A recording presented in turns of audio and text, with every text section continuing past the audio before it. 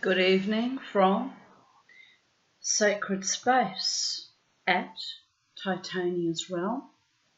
It's the 2nd of July 2025 and the time is 5:33 p.m. Wednesday evening. We've got very high winds in Brisbane, Australia at the moment and since last night it started. And it kind of makes me giggle because they announced it last evening saying severe weather warning or something like that. And I was expecting something along the lines of, cyclonic. And it's just it's normal winter winds that we get in winter, usually in August. So they're a little bit early. And they're no more severe than a normal Wellington, New Zealand wind, except that in Wellington you get these heavy gusty winds, but you always have the grey and the rain with it behind it.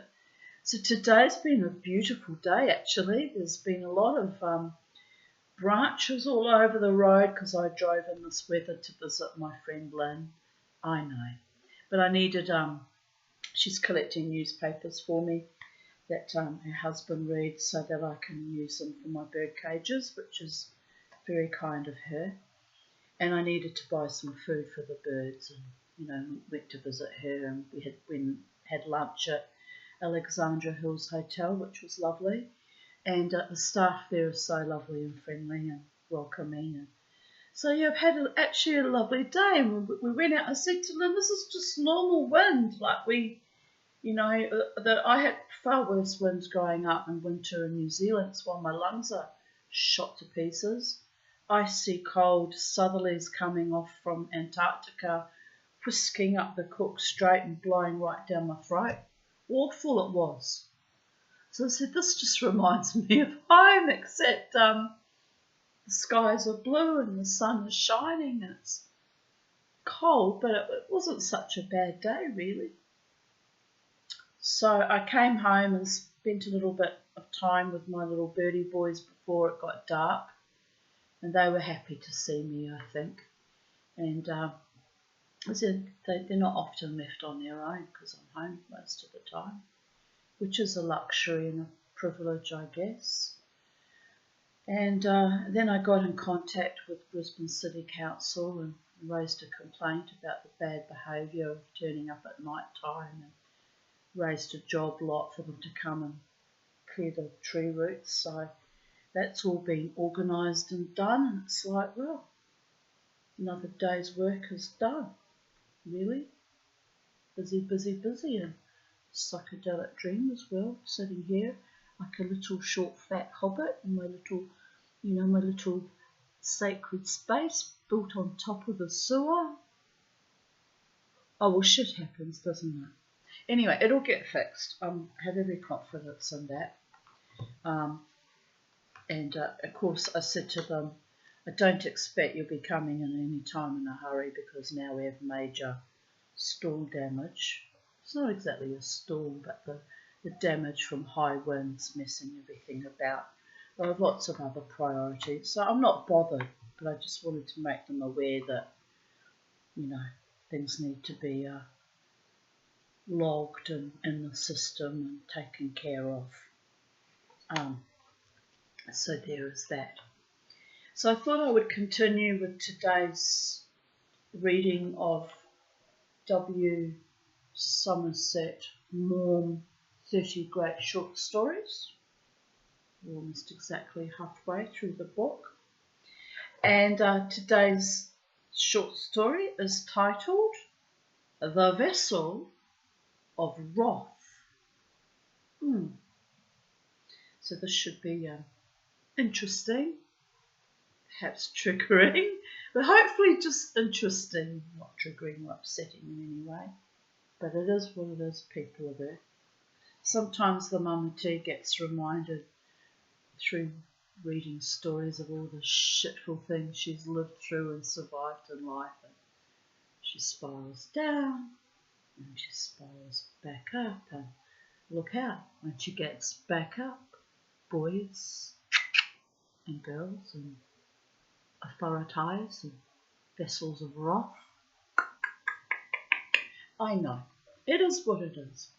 I don't get wrathful very often because life is short and, you burn out your organs, gallbladders, uterus. It's not worth upsetting yourself over trivial stuff. However, leaking sewage that wasn't even mine was a bit upsetting, to be honest. Been getting blamed for it. By the gods, that was just rude. But anyway, I'll let it go now because it's all being dealt with. It's dealt with. We can package it up with a tiny little bow and put it in the, basket that says dealt with, followed through, peace out, brothers and sisters. Right. The vessel of wrath. There are few books in the world that contain more meat than the sailing directions published by the Hydrographic synchronicity Department by order of the Lords Commissioners of the Admiralty. They are handsome volumes, bound very flimsily in cloth of different colours, and the most expensive of them is cheap. For 4 shillings you can buy the Yangtze Kiang Pilot, containing a description of and sailing directions for the Yangtze Kiang from the Wusong River to the highest navigable point, including the Han Kiang, the Kialing Kiang, and the Min Kiang. And for 3 shillings you can get Part 3 of the Eastern Archipelago Pilot, comprising the northeast end of Celebes, Molucca and Gilolo passengers, Banda and Arafura seas, and north, west and southwest coasts of New Guinea. Might be important if you were studying to be a navigation expert. I don't know. Never been to any of those places. They all sound very exotic and exciting though, don't they? Should we find out in the story if we go to them or not? Let's go. Always wanted to travel to all the sacred sites all across the world. I'm armchair travelling and I'm taking you with me, people of Earth. Some of you wonderful viewers and YouTube subscribers have probably already notched up, been there, and so you 1 up on me, 2 up on me, probably 1,000-fold up on me if you've been a seasoned traveller all your life. But the mama T lacked fundage. Spent years asleep in a drooling, shuffling automaton state, so there was that too. I couldn't have done anything differently with my life. So, in that case, smallest violin tuned to Je ne regrette rien by Edith Piaf. Right, where were we?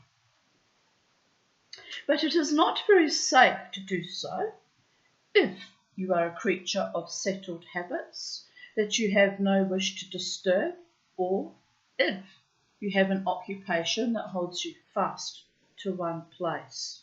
What I just said, about being stuck in one place, like Brisbane for 37 years. Well, not quite 37 years actually, 88 to 2025. On the 1st of August it will be 37 years. Let's not age myself prematurely. Right. These business-like books take you upon enchanted journeys of the spirit, and their matter-of-fact style, the admirable order, the concision with which the material is set before you, Just so rearranging tuchus. That means ass. The little bench gets a bit sore in the ass. I've got cushions, but I wasn't quite cushioned, if that makes sense. One must always have a comfortably cushioned tuchus if one is going to read for up to 3 hours to one's YouTube audience that have no idea the grave discomforts that can run concurrently with that. Could be worse though, couldn't it? I could be homeless in this bitter cold. Could have sewage exploding everywhere, or that's always on the agenda now. They're going to fix it. Shh, mustn't worry. I mustn't worry about that anymore. They will fix it, because that's their job. That's their mandate. It's within the realms of their capabilities to fix that. Just saying.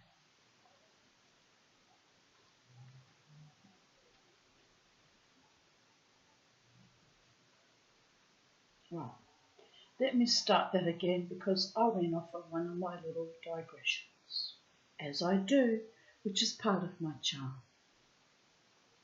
You have the power of the little round circle with a square in it if any time I get annoying. Unlike, my dearly beloveds that all headed for the hills quite some time ago. So I shouldn't laugh, it's not funny, but what I'm saying is, you are not prisoners of my love. You're free to turn me on and off. And if you like my channel, my whining about my life, and my occasional little accomplishments with my jewellery, and my little triumphant little berserker ways, if you like me, then I don't very often ask because, again, free will and choices and not being coerced or pressured into anything. But if you like me, people of Earth, platonically and respectfully, it would do me a kind service to like and subscribe. And if you feel the need to comment, as long as your comments are, considerate and balanced and reasonably kind, they get to stay on my channel and we'll get along like peas and potatoes. Right, where were we? These business-like books take you upon enchanted journeys of the spirit, and their matter-of-fact style, the admirable order, the concision with which the material is set before you, the stern sense or the practical that informs every line, cannot dim the poetry that, like the spice-laden breeze that assails your senses with a more than material languor, when you approach some of those magic islands of the eastern seas, blows with so sweet a fragrance through the printed pages. Who doesn't like the fragrance of most wonderful aromatic spices? My favourite spices are garam masala. I put it on everything, including mints. My Indian neighbour was culturally traumatised by that, but I said, it tastes nice on mints. In India, we would never cook it with mints. I said, but I'm not Indian, and I don't live in India, so I mix my flavour blends how I like. He just looked at me like I'd hit him with a 4x2, you understand. My other favourite spice is, I don't use it very often because it's very overpowering in a dish, star anise, very lovely. Just smelling it can arouse all your senses and awaken you to some other dimension. And of course I love cinnamon. Who doesn't love cinnamon? You know what would be nice right now? Boiled rice milk pudding that I make, and I kind of sort of semi-steam it as well, with raisins, sometimes cranberries if I've got cranberries, and cinnamon and sugar and a knob of butter. That would go down quite well. But I discovered because I eat so much of it when I cook it, it's too much for my gut. I use lactose-free milk too, so it's the, all the stodge from all the rice can send me into a whirling dervish frenzy of some unpleasantness that you don't really need to mention on YouTube. You can tell I'm old, that I can comfortably discuss these things without the least bit of embarrassment, because I'm trapped in this, alimentary canal that's become very particular about what I eat the older I got. I thought it was poor diet, but I've worked it out. It's the poisoning from the glyphosate and the, things that I've put in our water for years, which I now ameliorate by filtering my water for the last 12 months. And I'm starting to get moderately better, people with it. And, the glyphosate and all the other poisons, they slip into our food and hope we don't notice. And we don't, because we're a trusting species, we're humans. Very, very trusting. But anyway, on a happy note, let's continue with the story before I end up having to crawl into bed with some kind of uber depression when I think about all the poisoning that's gone on in our planet. Right. They tell you the anchorages and the landing places, what supplies you can get at each spot, and where you can get water. They tell you the lights and buoys, tides, winds, and weather that you will find there. They give you brief information about the population and the trade, and it is strange when you think how sedately it is all set down, with no words wasted, that so much else is given you besides. What? Well, mystery and beauty, romance and the glamour of the unknown. It is no common book that offers you casually turning its pages such a paragraph as this. Supplies. A few jungle fowl are preserved. The island is also the resort of vast numbers of seabirds. Turtles are found in the lagoon, as well as quantities of various fish, including grey mullet, shark and dogfish. The seine cannot be used with any effect, but there is a fish which may be taken on a rod. A small store of tinned provisions and spirits is kept in a hut for the relief of shipwrecked persons. Good water may be obtained from a well near the landing place. Can the imagination want more material than this to go on a journey through time and space? In the volume from which I have copied this passage, the compilers with the same restraint have described the Alas Islands. They are composed of a group or chain of islands, for the most part low and wooded, extending about 75 miles east and west and 40 miles north and south.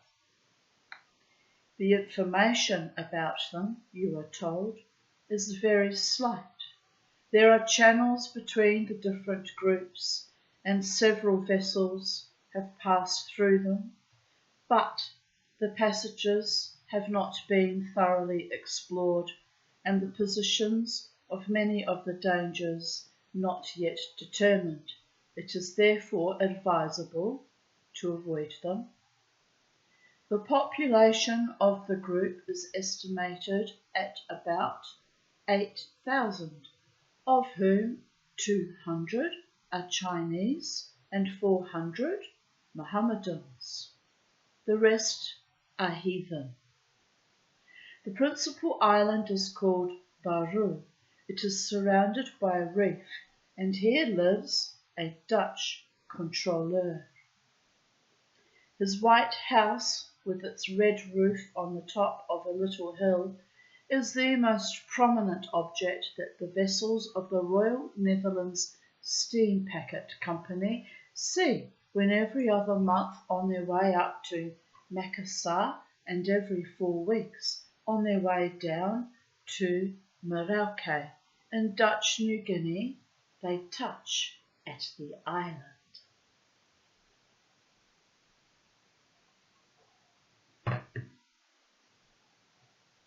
At a certain moment of the world's history, the controller was Mynheer Evert Groote, and he ruled the people who inhabited the Alas Islands with firmness tempered by a keen sense of the ridiculous.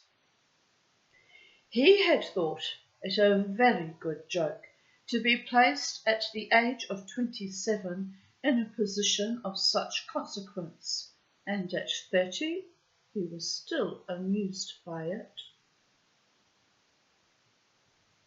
There was no cable communication between his islands and Batavia, and the mail arrived after so long a delay that even if he asked advice, by the time he received it, it was useless. And so he equably did what he thought best, and trusted to his good fortune to keep out of trouble with the authorities. He was very short, not more than 5 feet 4 in height, and extremely fat. He was of a florid complexion. For coolness' sake, he kept his head shaved and his face was hairless. It was round and red. Pretty much describes me, except I'm 5 foot, just under 5'3" now, shrinking with age. Can you believe that? Shrinking people are there. Wow, had to happen. His eyebrows were so fair that you hardly saw them, and he had little twinkling blue eyes. He knew that he had no dignity, but for the sake of his position, made up for it by dressing very dapperly. You like a schnuppy dresser, don't we, darling? Mama too does anyway. It's how my mother used to refer to, which one was it? Was it Goering or Goebbels? I always mix them up because they both start with Ger. I think it was Goering. She said, you know, my darling, that bastard was a terrible Nazi, but he was a very schnappy dresser. That's all I can think of every time I think about that. I'm like, that's hilarious. But that's what matters to people, how you present yourself more than your politics or your proclivities to genocide. It's a bit odd, isn't it? You know, if you dress right and you mesmerize entire nations, you can get away with almost anything. Babies. Well, it's funny, but it's not actually funny if you get my pipe. You know. But enough doom porn. Let's just choose to be happy today. I've had a happy day. Let's choose happiness. Choose life, v'chaim, happiness. Such a short time we have on this planet. I don't mean hedonistic to the point that you're completely psychotic and out of touch with any sense of any moral, ethical, rights and privilege, or, you're so out of touch with reality that you leap off certain cliffs. But I mean, just keeping it real, babies, but balance and moderation in all things. Am I right, people of Earth?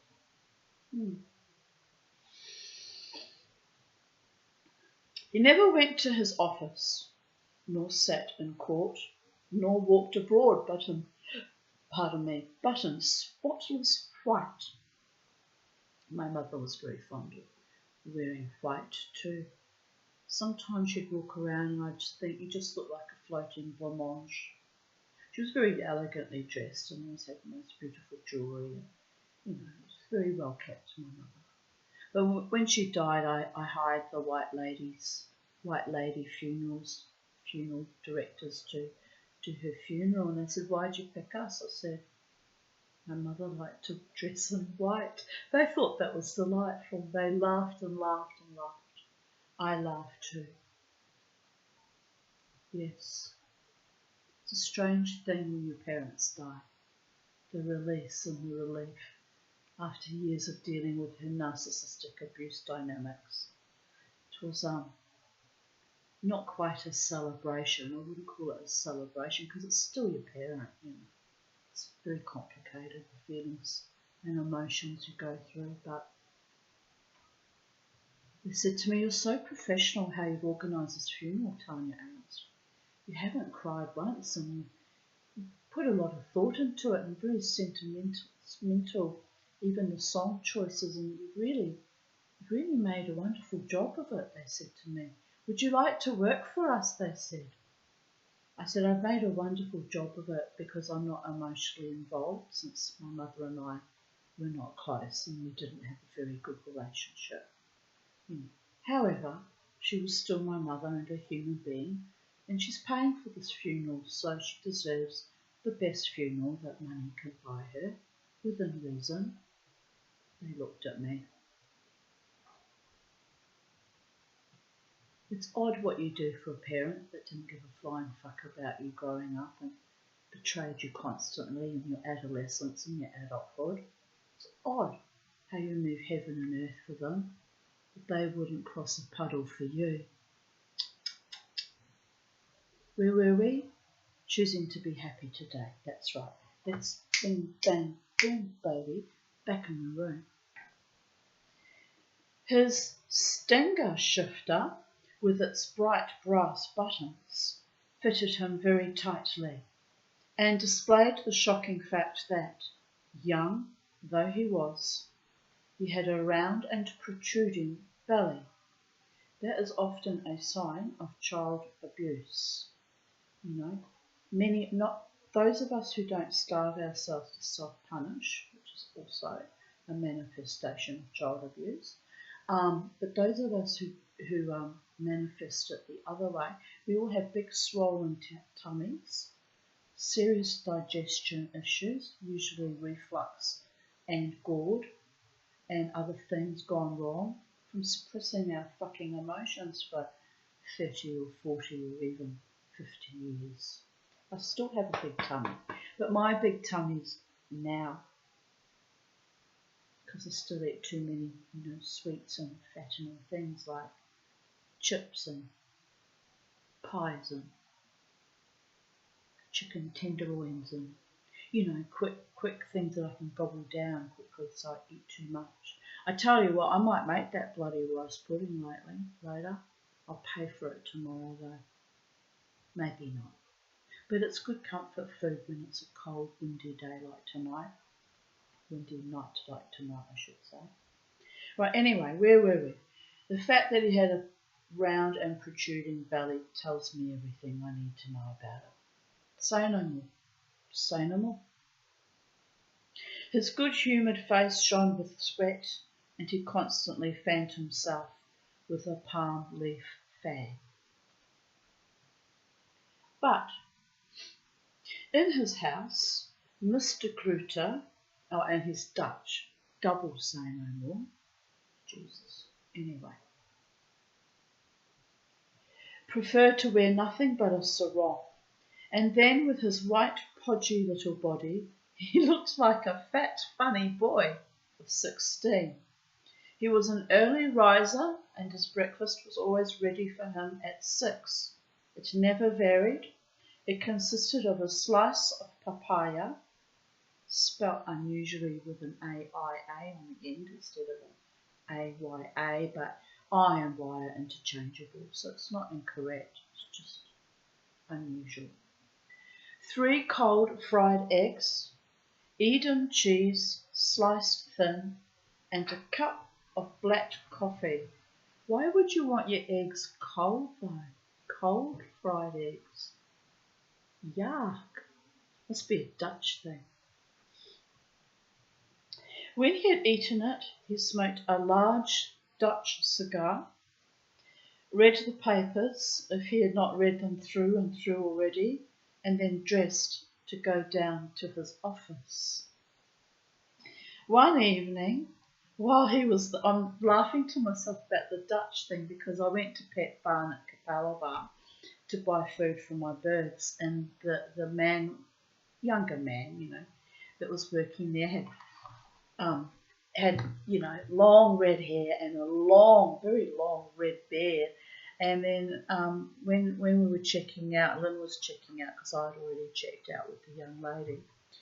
He said something and I said, "Oh, with that attitude, you must be Irish." And then he looked at me with that flirty look that the Dutch are specialists in, and he said, "Actually, you're not far off, I'm Dutch." I just looked at him and said, "Oh, how lovely." I would not have picked him as Dutch, except for his manner of being very sweet and courtly. Anyway, nice younger man. But I do find red hair very attractive.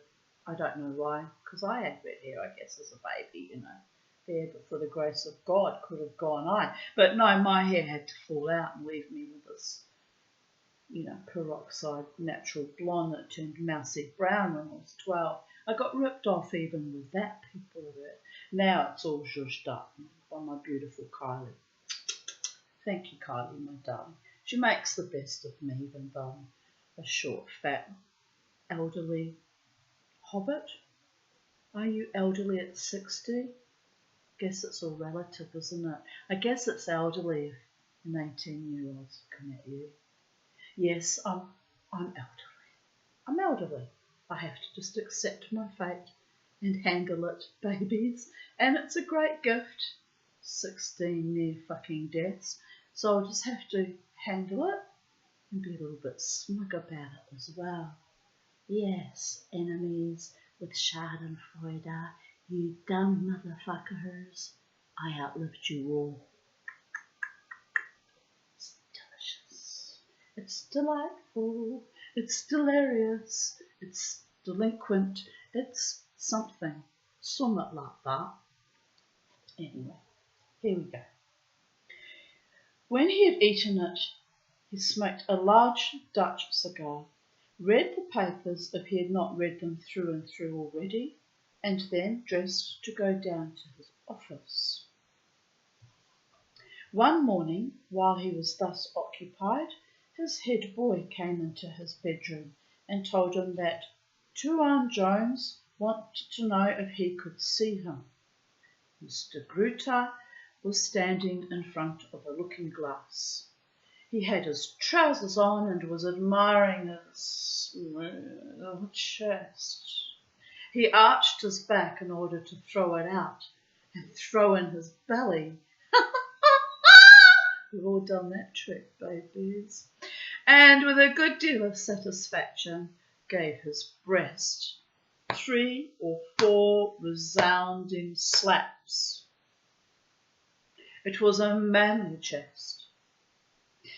When the boy brought the message, he looked at his own eyes in the mirror and exchanged a slightly ironic smile with them. He asked himself what the devil his visitor could want. Evert Gruter spoke English, Dutch and Malay with equal facility, but he thought in Dutch. He liked to do this.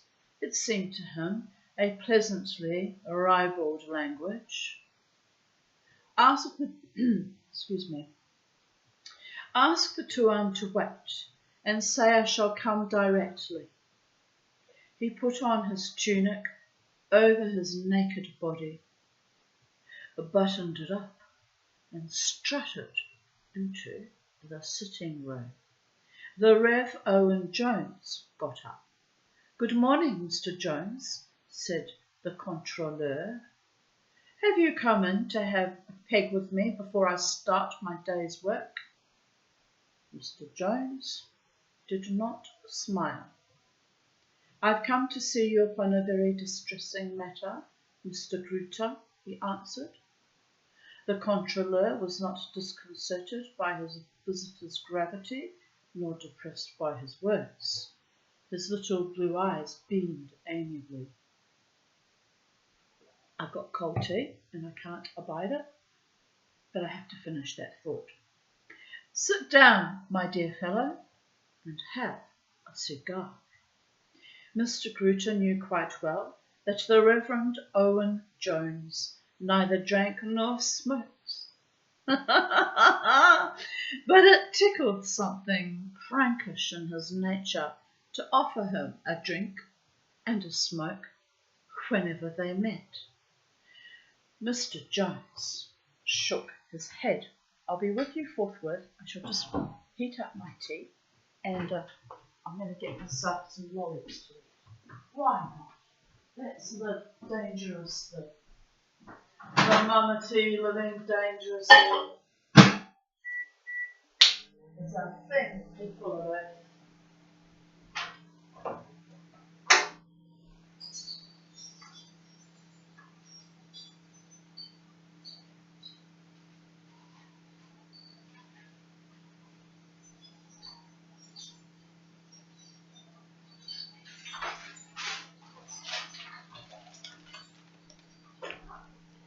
Right. Pascal eclairs. They were on sale too. Chocolate is inordinately expensive in Woolworths at the moment. And there's a chocolate wars going on. I'm calling it the chocolate wars. Mama T feels like going to war when they play games with prices with chocolate. But I had a lucky break today. Down by where I live here at Holland Park, petrol was up to $2.17 and was down to 2 bars, and I was like, man, have I got enough petrol to get to Capella Bar, which is about a 25-minute drive? And I thought, yeah, that should be alright. I should be fine. Anyway, I got to Capella Bar and I was able to get petrol for $1.61 a litre. Well, that's a big saving, isn't it? So anyway, I put petrol in my car, and I proceed to drive down Old Cleveland Road, heading towards where my friend lives. And I saw on the petrol station on the right-hand side, they were selling petrol for $1.59. Oh, I thought, I can't win. Always a loser no matter what I do. It's a bit ridiculous. But then I remembered that I wasn't a loser because I only paid 2 cents more, and I'd saved all that money on the $2.17 price gouging that's going on at the moment. And I was like, you know what, I did well today. I had a lucky break, and although it was a very bitterly cold and windy day, I had a lovely day. And then returning home from Lynn and Peter's home, on the way back I noticed a lot of the petrol stations had readjusted their prices to around about the $2.17 mark. So the Israelis and the Iranians go to war and we get punished with the petrol. It's rude, isn't it? And the chocolate, I'm more pissed off about the chocolate than the petrol because I don't go anywhere much with my car. I don't expose me all that much. But I'll get my tea. Hang on a minute.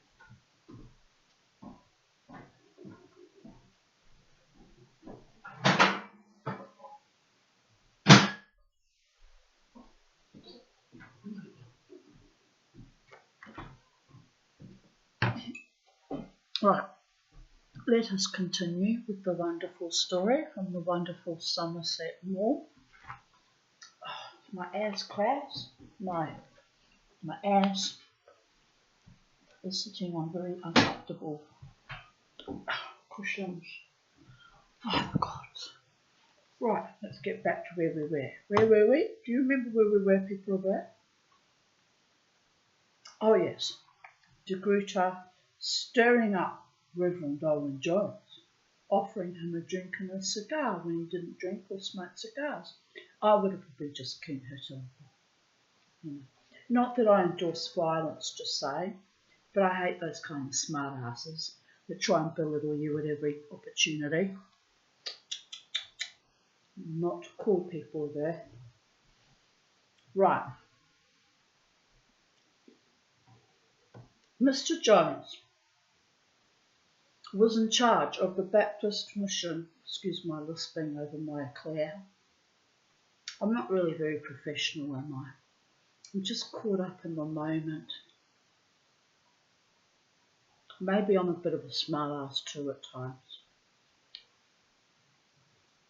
But I just needed some sweetness and chocolate and toffee and a cup of tea. Which is now extremely hot.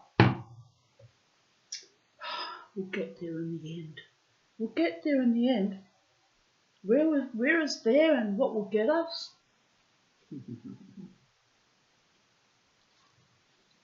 He was in charge of the Baptist mission on the Ellis Islands. His headquarters were at Bauru, the largest of them, with the greatest population. That'd be right. But he had meeting houses under the care of native helpers in several other islands of the group. He was a tall, thin, melancholy man with a long face, sallow and drawn, of about 40. His brown hair was already white on the temples, and it receded from the forehead. This gave him a look of somewhat vacuous intellectuality.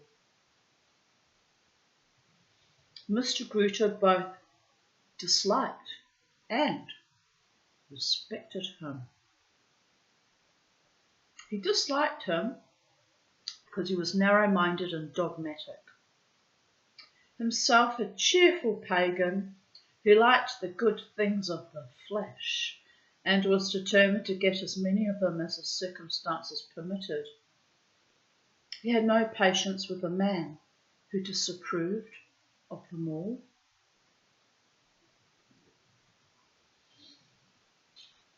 He thought the customs of the country suited its inhabitants and had no patience with the missionaries' energetic efforts to destroy a way of life that for centuries had worked very well.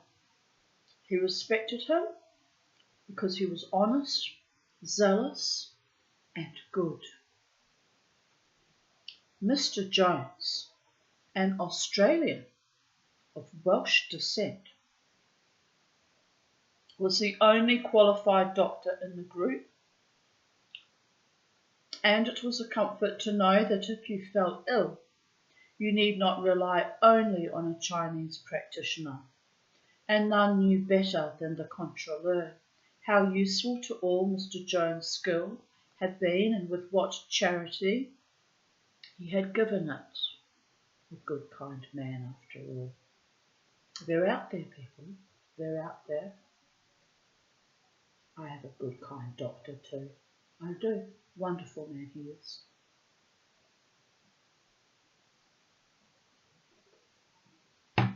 That's why he's still my doctor after 14 and a half years, while all the others fell by the wayside. Just saying.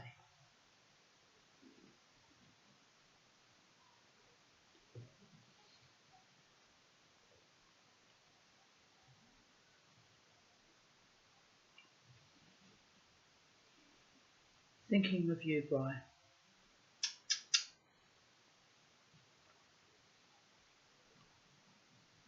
On the occasion of an epidemic of influenza, the missionary had done the work of 10 men, and no storm short of a typhoon could prevent him from crossing to one island or another if his help was needed.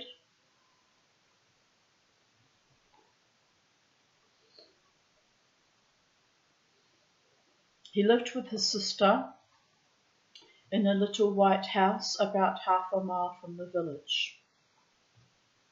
And when the controleur had arrived, came on board to meet him and begged him to stay till he could get his own house in order. The controleur had accepted and soon saw for himself with what simplicity the couple lived. It was more than he could stand. Tea at 3 sparse meals a day, and when he lit a cigar, Mr. Jones politely but firmly asked him to be good enough not to smoke, since both his sister and he strongly disapproved of it. In 24 hours, Mr. Gruter moved into his own house. He fled with panic in his heart, as though from a plague-stricken city. The controleur was fond of a joke, and he liked to laugh. To be with a man who took your nonsense in deadly earnest and never even smiled at your best story was more than flesh and blood could stand. The Reverend Owen Jones was a worthy man, but as a companion he was impossible. His sister was worse. Neither had a sense of humour, but whereas the missionary was of a melancholy turn, doing his duty so conscientiously, with the obvious conviction that everything in the world was hopeless, Miss Jones was resolutely cheerful. She grimly looked on the bright side of things. Someone has to do it.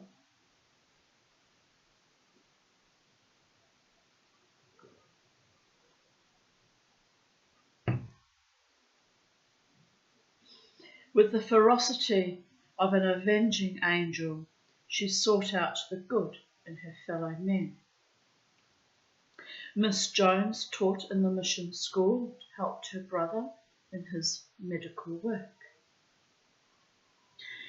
When he did operations, she gave the anaesthetic and was matron, dresser and nurse of the tiny hospital which on his own initiative Mr. Jones had added to the mission. But the controleur was an obstinate little fellow, and he never lost his capacity of extracting amusement from the Reverend Owen's dour struggle with the infirmities of human nature and Miss Jones's ruthless optimism. He had to get his fun where he could. The Dutch boats came in 3 times in 2 months for a few hours, and then he could have a good old crack with the captain, chief engineer, and once in a blue moon a pearling lugger came in from Thursday Island or Port Darwin, and for 2 or 3 days he had a grand time.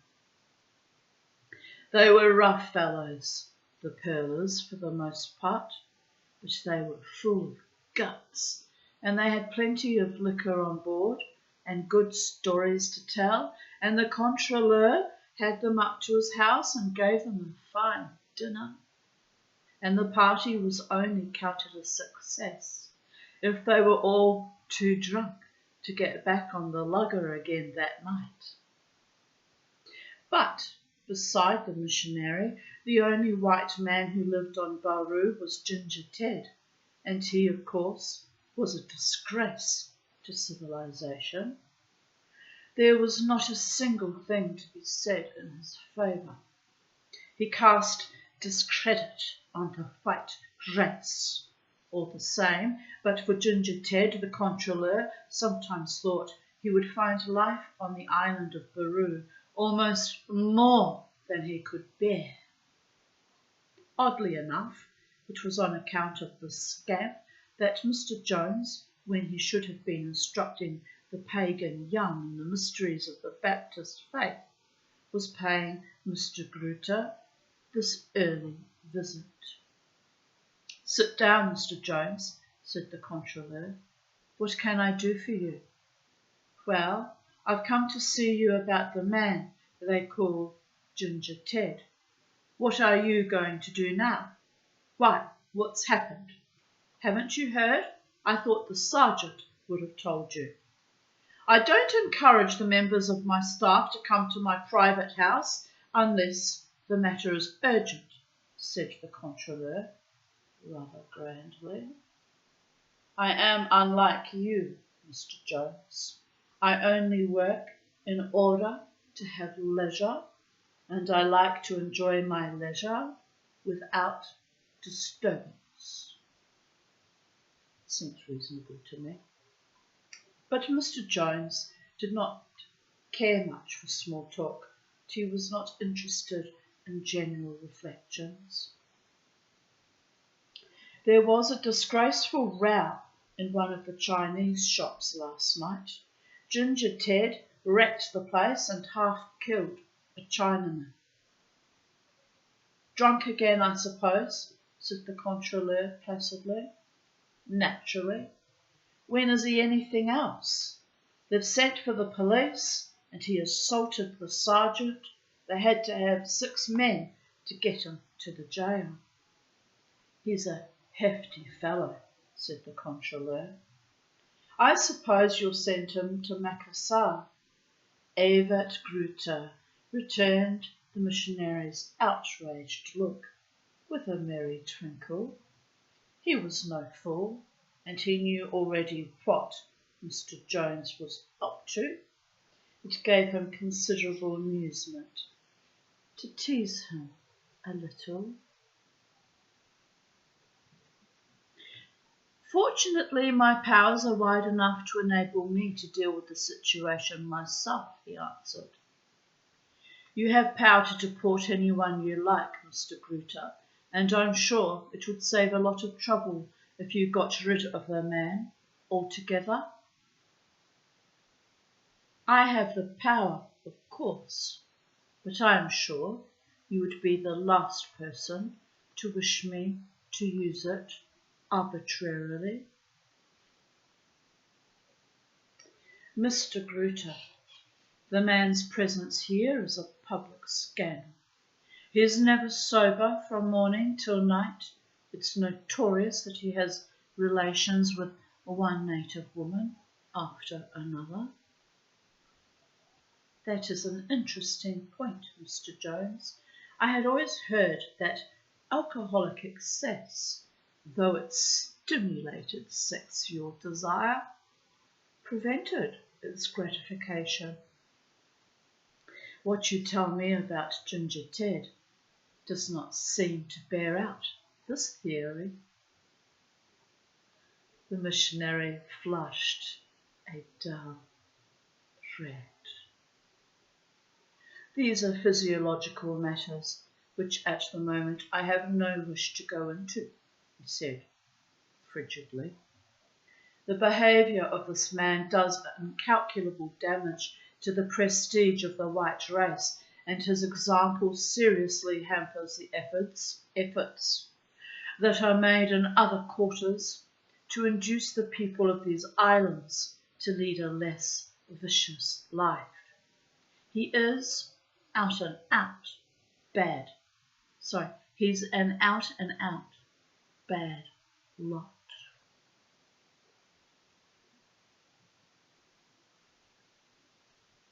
"Pardon my asking, but have you made any attempts to reform him?" "When he was first drifted here, I did my best to get in touch with him. He repelled all my advances. When there was that first trouble, I went to him and talked to him straight from the shoulder.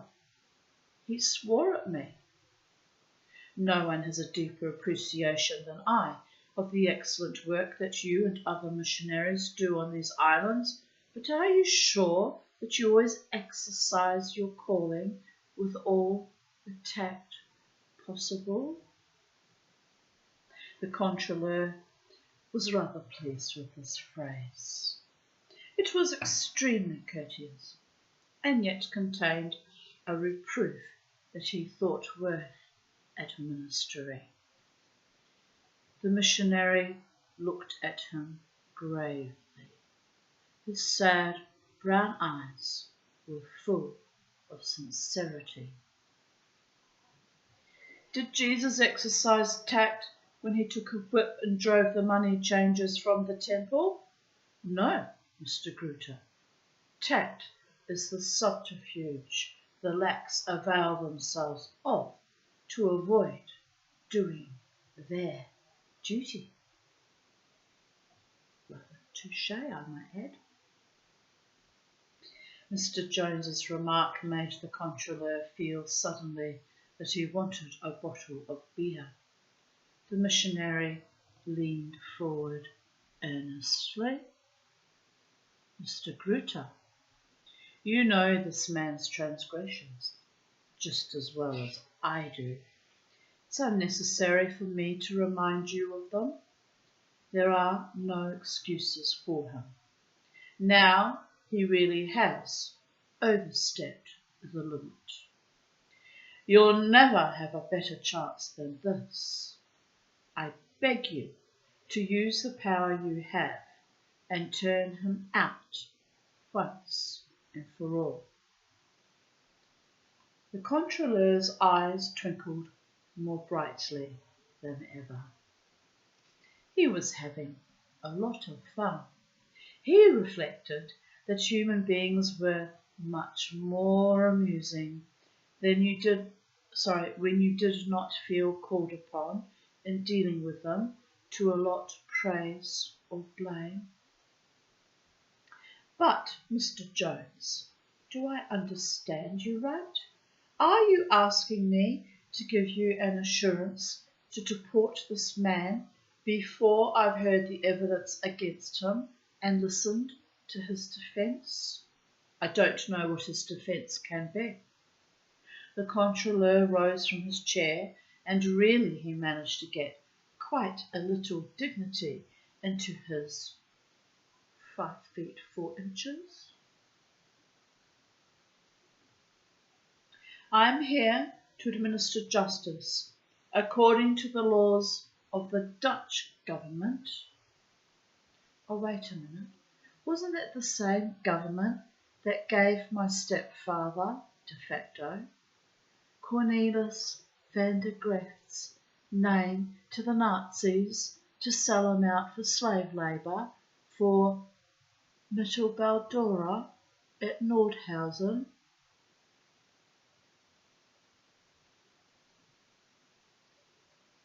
How I learnt very early in age to never trust a government, mine or anyone else's for that matter. Saved my life in recent memory.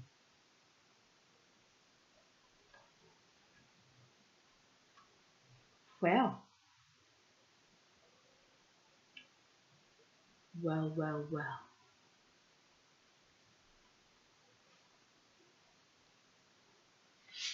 Permit me to tell you that I am exceedingly surprised that you should attempt to influence me in my judicial functions. The missionary was a trifle flustered.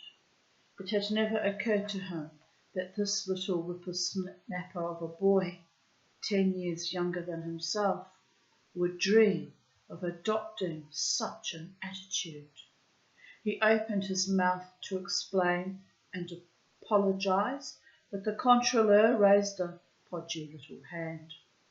It is time for me to go to my office, Mr. Jones. I wish you good morning. The missionary, taken aback, bowed, and without another word, walked out of the room. You would have been surprised to see what the controller did when his back was turned. A broad grin broke on his lips, and he put his thumb to his nose and cocked a snook at the Reverend Owen Jones. A few minutes later, he went down to his office. His head clerk, who was a Dutch half-caste, gave him his version of the previous night's row. It agreed pretty well with Mr. Jones's. The court was sitting that day. "Will you take Ginger Ted first, sir?" asked the clerk. "I see no reason to do that. There are 2 or 3 cases held over from the last sitting. I will take him in his proper order. I thought perhaps, as he was a white man, you would like to see him privately, sir." "The majesty of the law knows no difference between white and coloured, my friend," said Mr. Grooter, somewhat pompously. The court was a big square room with wooden benches on which, crowded together, sat natives of all kinds: Polynesians, Bugis, Chinese, Malays, and they all rose when a door was opened and a sergeant announced the arrival of the controleur. He entered with his clerk and took his place on a little dais at a table of varnished pitch pine. Behind him was a large engraving of Queen Wilhelmina. He dispatched 6 cases, and then Ginger Ted was brought in. He stood in the dock, handcuffed, with a warder on either side of him. The controleur looked at him with a grey face, but he could not keep the amusement out of his eyes. Ginger Ted was suffering from a hangover. He swayed a little as he stood, and his eyes were vacant. He was a man still young, 30 perhaps, of somewhat over the middle height, rather fat, with a bloated red face and a shock of curly red hair. He had not come out of the tussle unscathed. He had a black eye, and his mouth was cut and swollen. He wore khaki shorts, very dirty and ragged, and his singlet had been almost torn off his back. A great rent showed the thick mat of red hair with which his chest was covered, but showed also the astonishing whiteness of his skin. The controleur looked at the charge sheet. He called the evidence. When he had heard it, when he had seen the Chinaman whose head Ginger Ted had broken with a bottle, when he had heard the agitated story of the sergeant who had been knocked flat when he tried to arrest him, when he had listened to the tale of the havoc wrought by Ginger Ted, who in his drunken fury had smashed everything he could lay hands on, he turned and addressed the accused in English. "Well, Ginger, what have you got to say for yourself?" "I was blind. I don't remember a thing about it. If they say I half killed him, I suppose I did. I'll pay the damage if they'll give me time." "You will, Ginger," said the controleur, "but it's me who'll give you time." He looked at Ginger Ted for a minute in silence. He was an unappetizing object, a man who had gone completely to pieces. He was horrible. It made you shudder to look at him, and if Mr. Jones had not been so officious at that moment, the controleur would certainly have ordered him to be deported. See the difference between putting in an appearance in a suit and a tie looking like you've got your shit together, and you really haven't, you're a thug, or turning up looking all bedraggled and, scrapped off.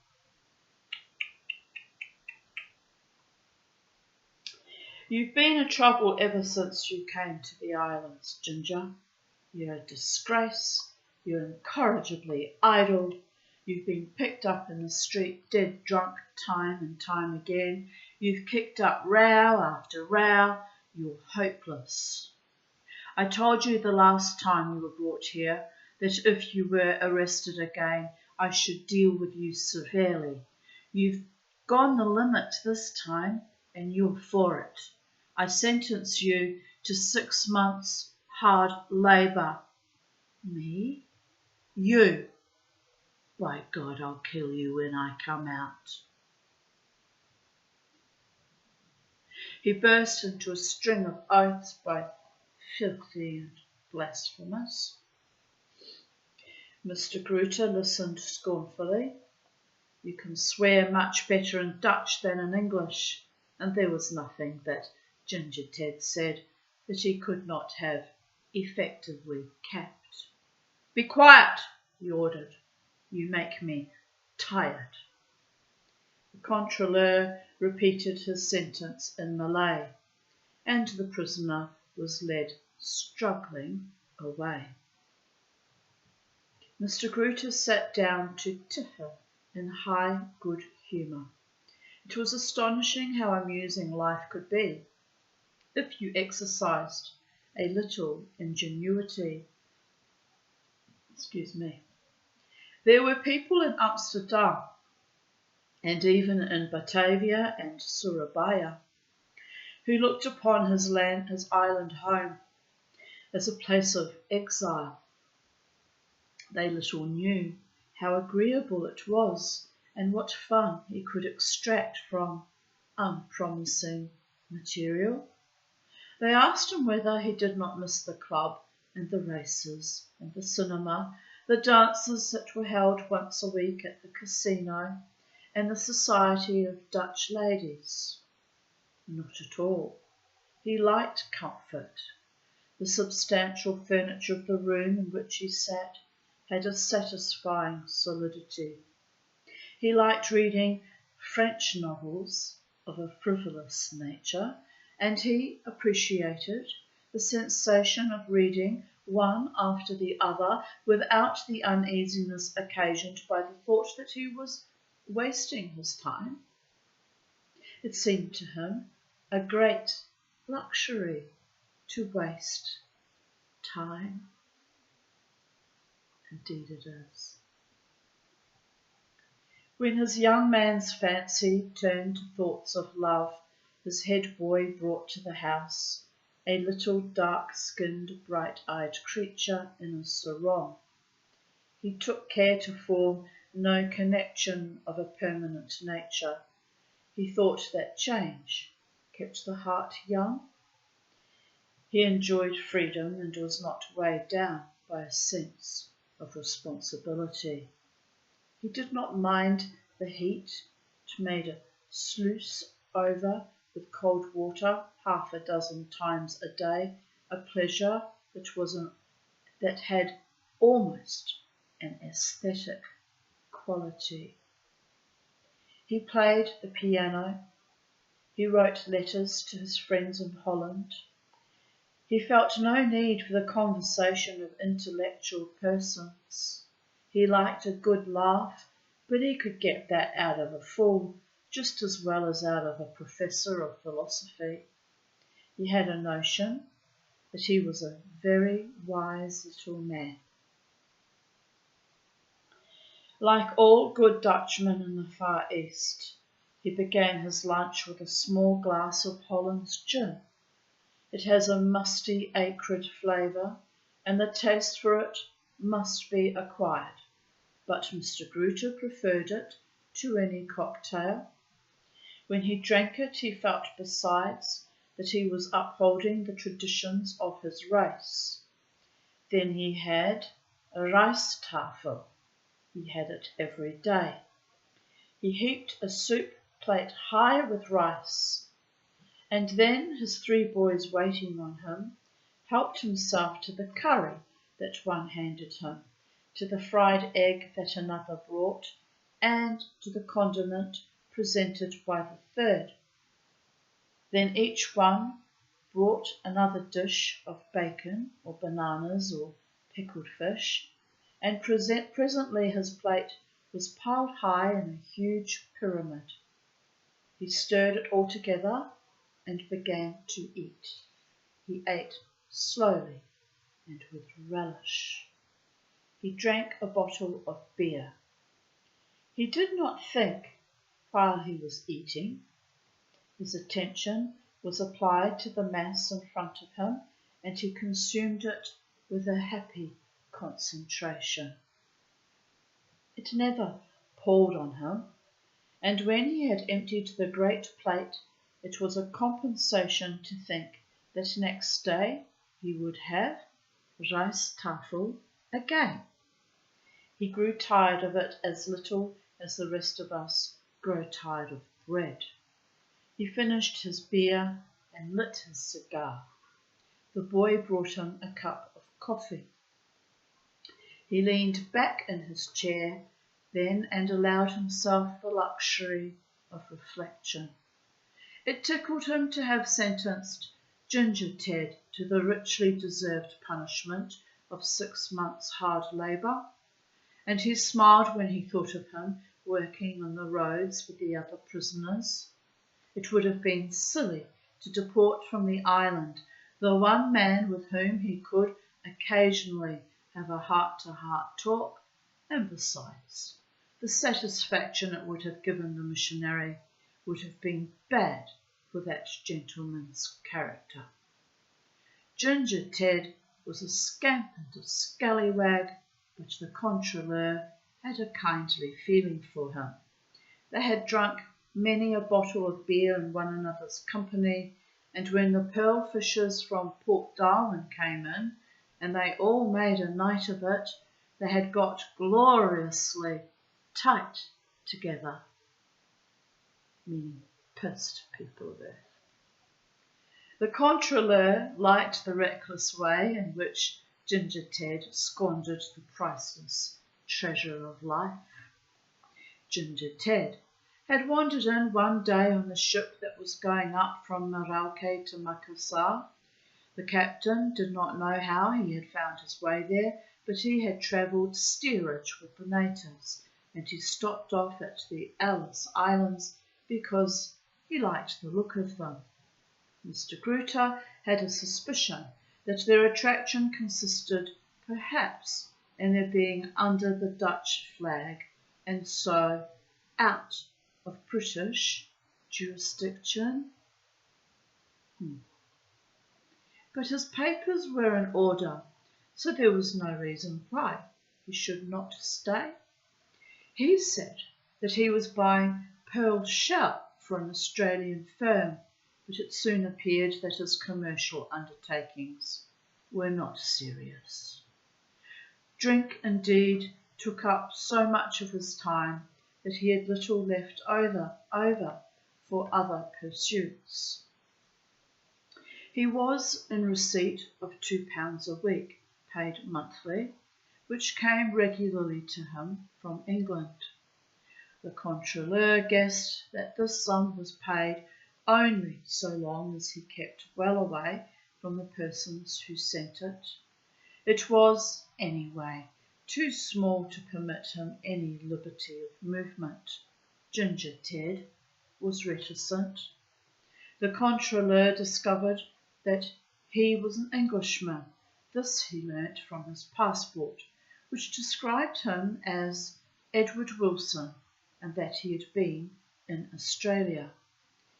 But why he left England and what he had done in Australia, he had no notion, nor could he ever quite tell to what class Ginger Ted belonged.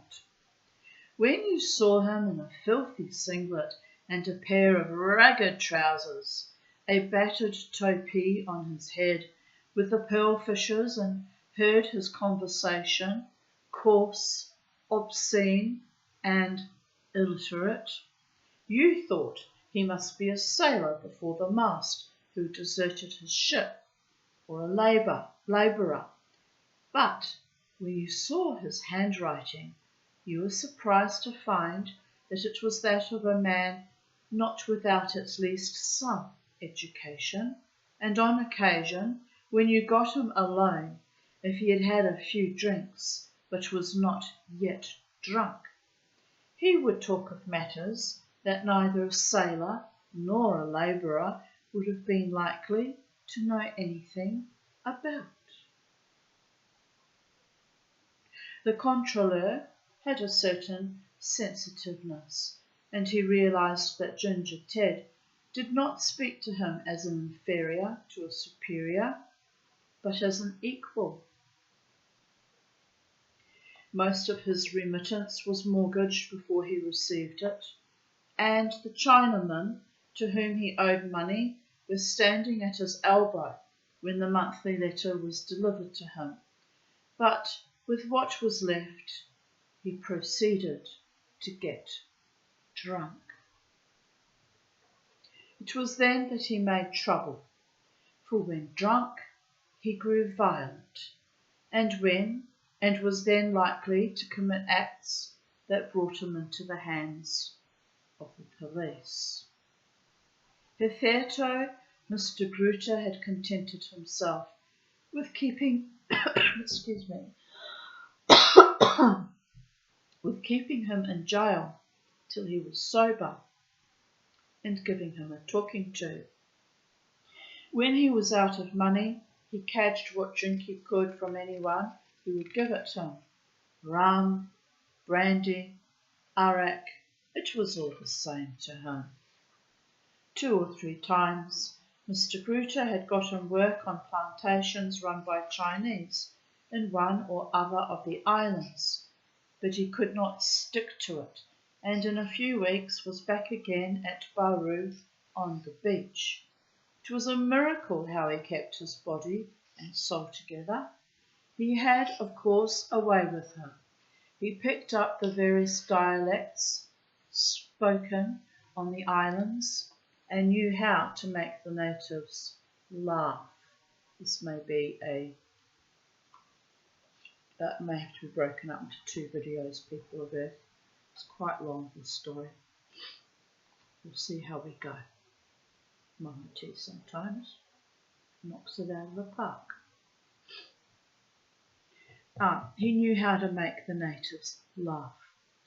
They despised him, but they respected his physical strength, and they liked his company. He was, as a result, never at a loss for a meal or a mat to sleep on. The strange thing was, and it was this that chiefly outraged the Reverend Owen Jones, that he could do anything he liked with a woman. The controleur could not imagine what it was they saw in him. He was casual with them and rather brutal.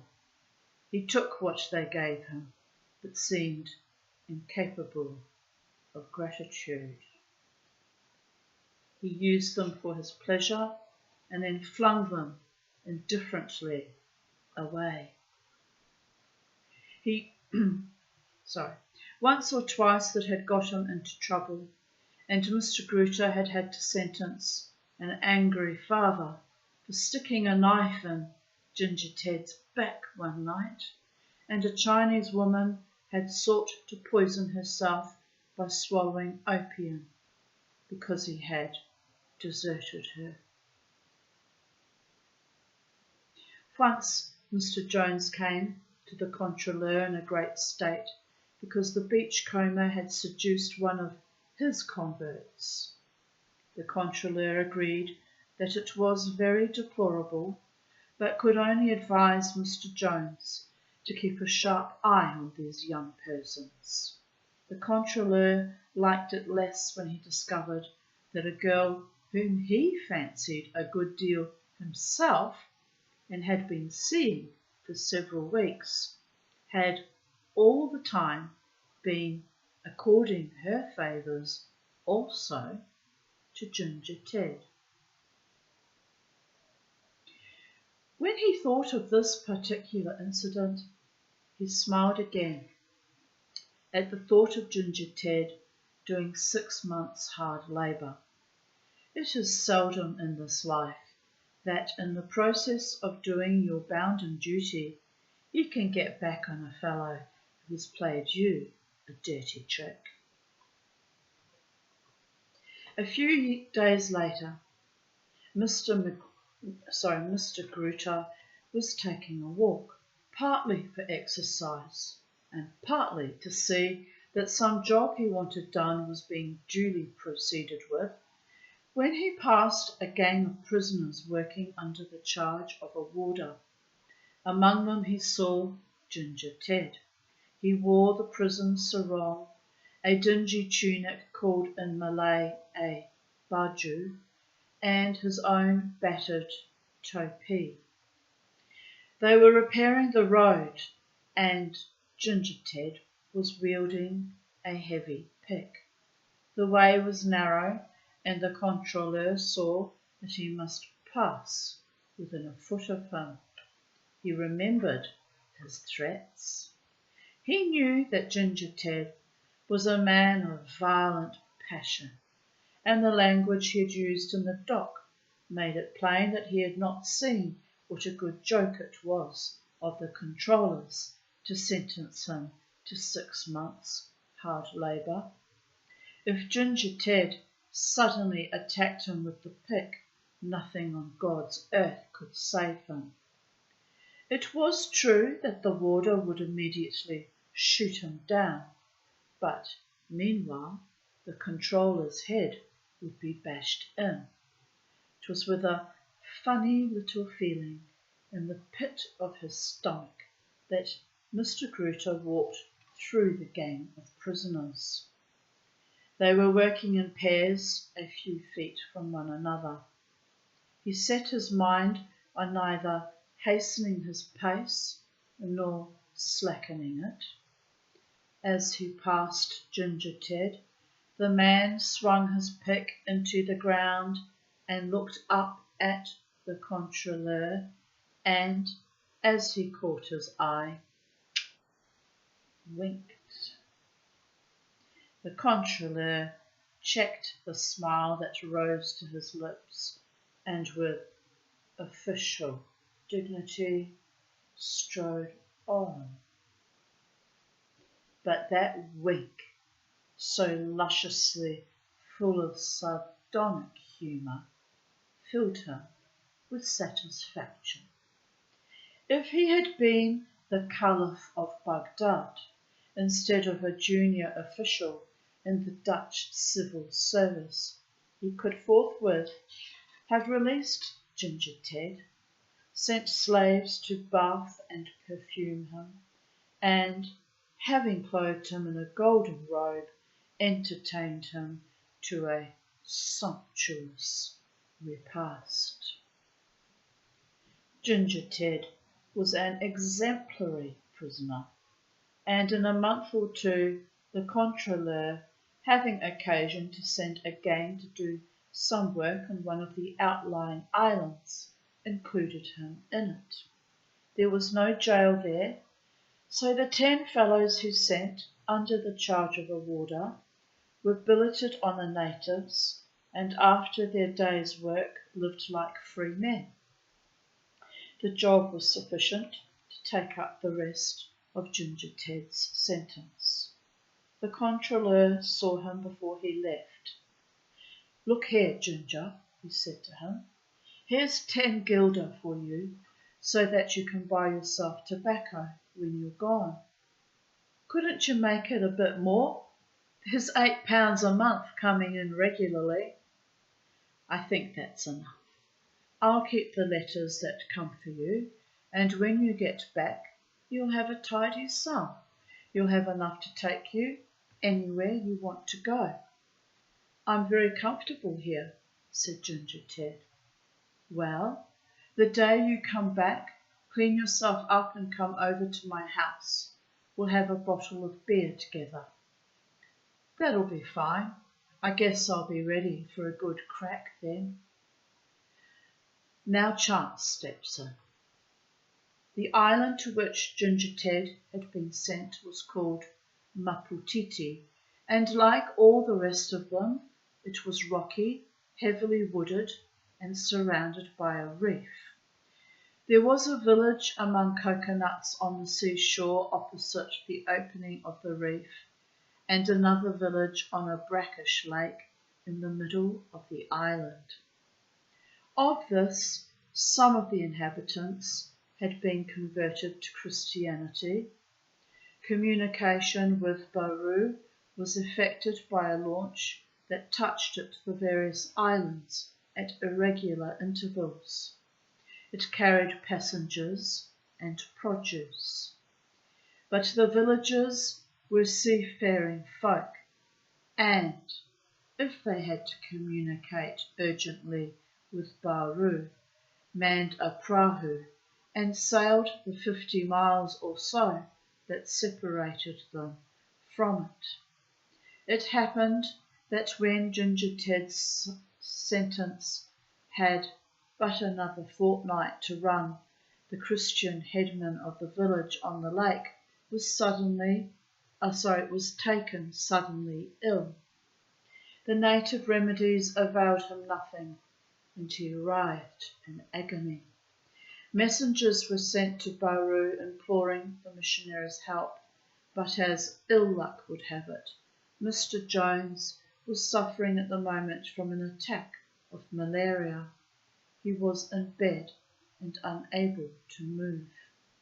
He talked the matter over with his sister. "It sounds like acute appendicitis," he told her. "You can't go, Owen," she said. "I can't let the man die." Mr. Jones had a temperature of 104. His head was aching like mad. He had been delirious all night.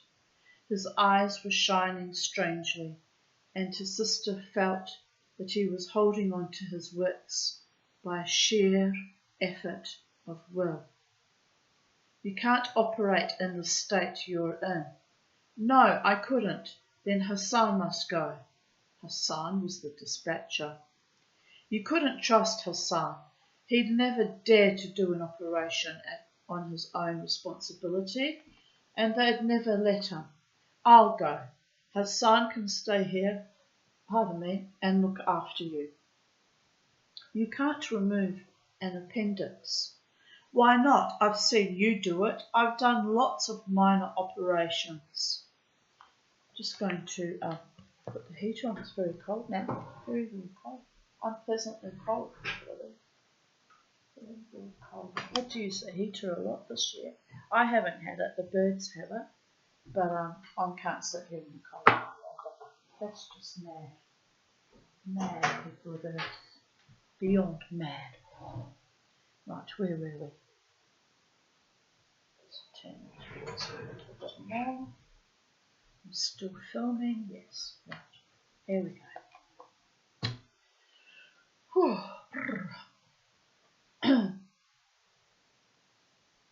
Mr. Jones felt he didn't quite understand what she was saying. "Is the launch in?" "No, it's gone to one of the islands, but I can go in the prahu," the men came in. "You? I wasn't thinking of you. You can't go." "I'm going, Owen." "Going where?" he said. She saw that his mind was wandering already. She put her hand soothingly on his dry forehead. She gave him a dose of medicine. He muttered something, and she realized that he did not know where he was. Of course she was anxious about him, but she knew that his illness was not dangerous, and she could leave him safely to the mission boy who was helping her nurse him, and to the native dispenser. She slipped out of the room. She put her toilet things, a night dress, and a change of clothes into a bag. A little chest with surgical instruments, bandages, and antiseptic dressings was kept always ready. She gave them to the 2 natives who had come over from Maputiti, and, telling the dispenser what she was going to do, gave him instructions to inform her brother when he was able to listen. Above all, he was not to be anxious about her. She put on her topee and sallied forth. The mission was about half a mile from the village. She walked quickly. At the end of the jetty, the prahu was waiting. 6 men manned it. She took her place in the stern, and they set off with a rapid stroke. Within the reef, the sea was calm, but when they crossed the bar, they came upon a long swell. But this was not the first journey of the sort Miss Jones had taken, and she was confident of the seaworthiness of the boat she was in. It was noon, and the sun beat down from a sultry sky. The only thing that harassed her was that they could not arrive before dark, and if she found it necessary to operate at once, she could count only on the light of hurricane lamps. Miss Jones was a woman of hard-on 40. Nothing in her appearance would have prepared you for such determination as she had just shown. She had an odd, drooping gracefulness, which suggested that she might be swayed by every breeze, which was almost an affectation, and it made the strength of character which you soon discovered in her seem positively monstrous. She was flat-chested, tall, and extremely thin. She had a long, sallow face, and she was much afflicted with prickly heat.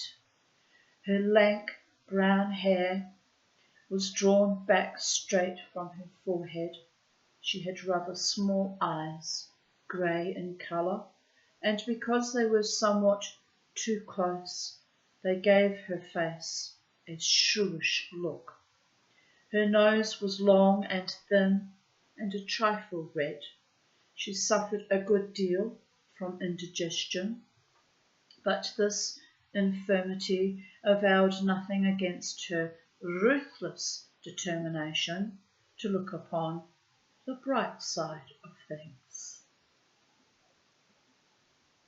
Firmly persuaded that the world was evil and men unspeakably vicious, she extracted any little piece of decency she could find in them with the modest pride with which a conjurer extracts a rabbit from a hat.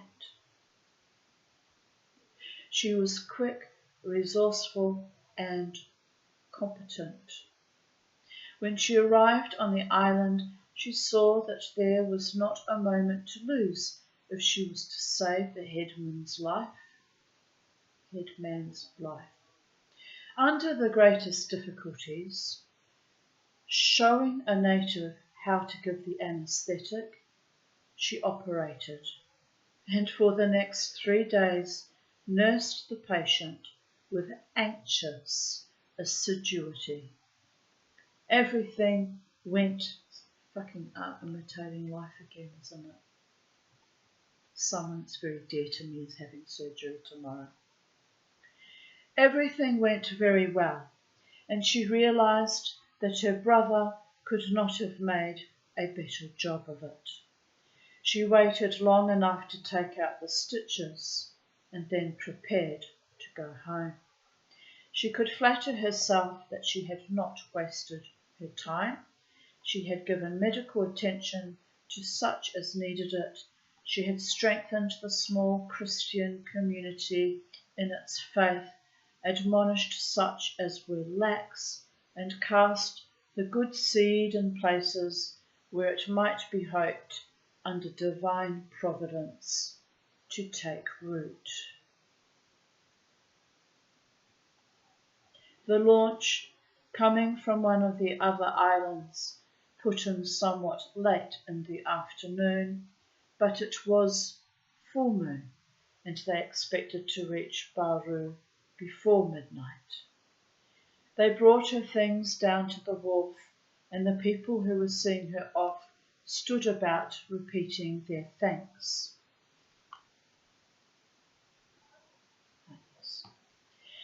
Quite a little crowd collected.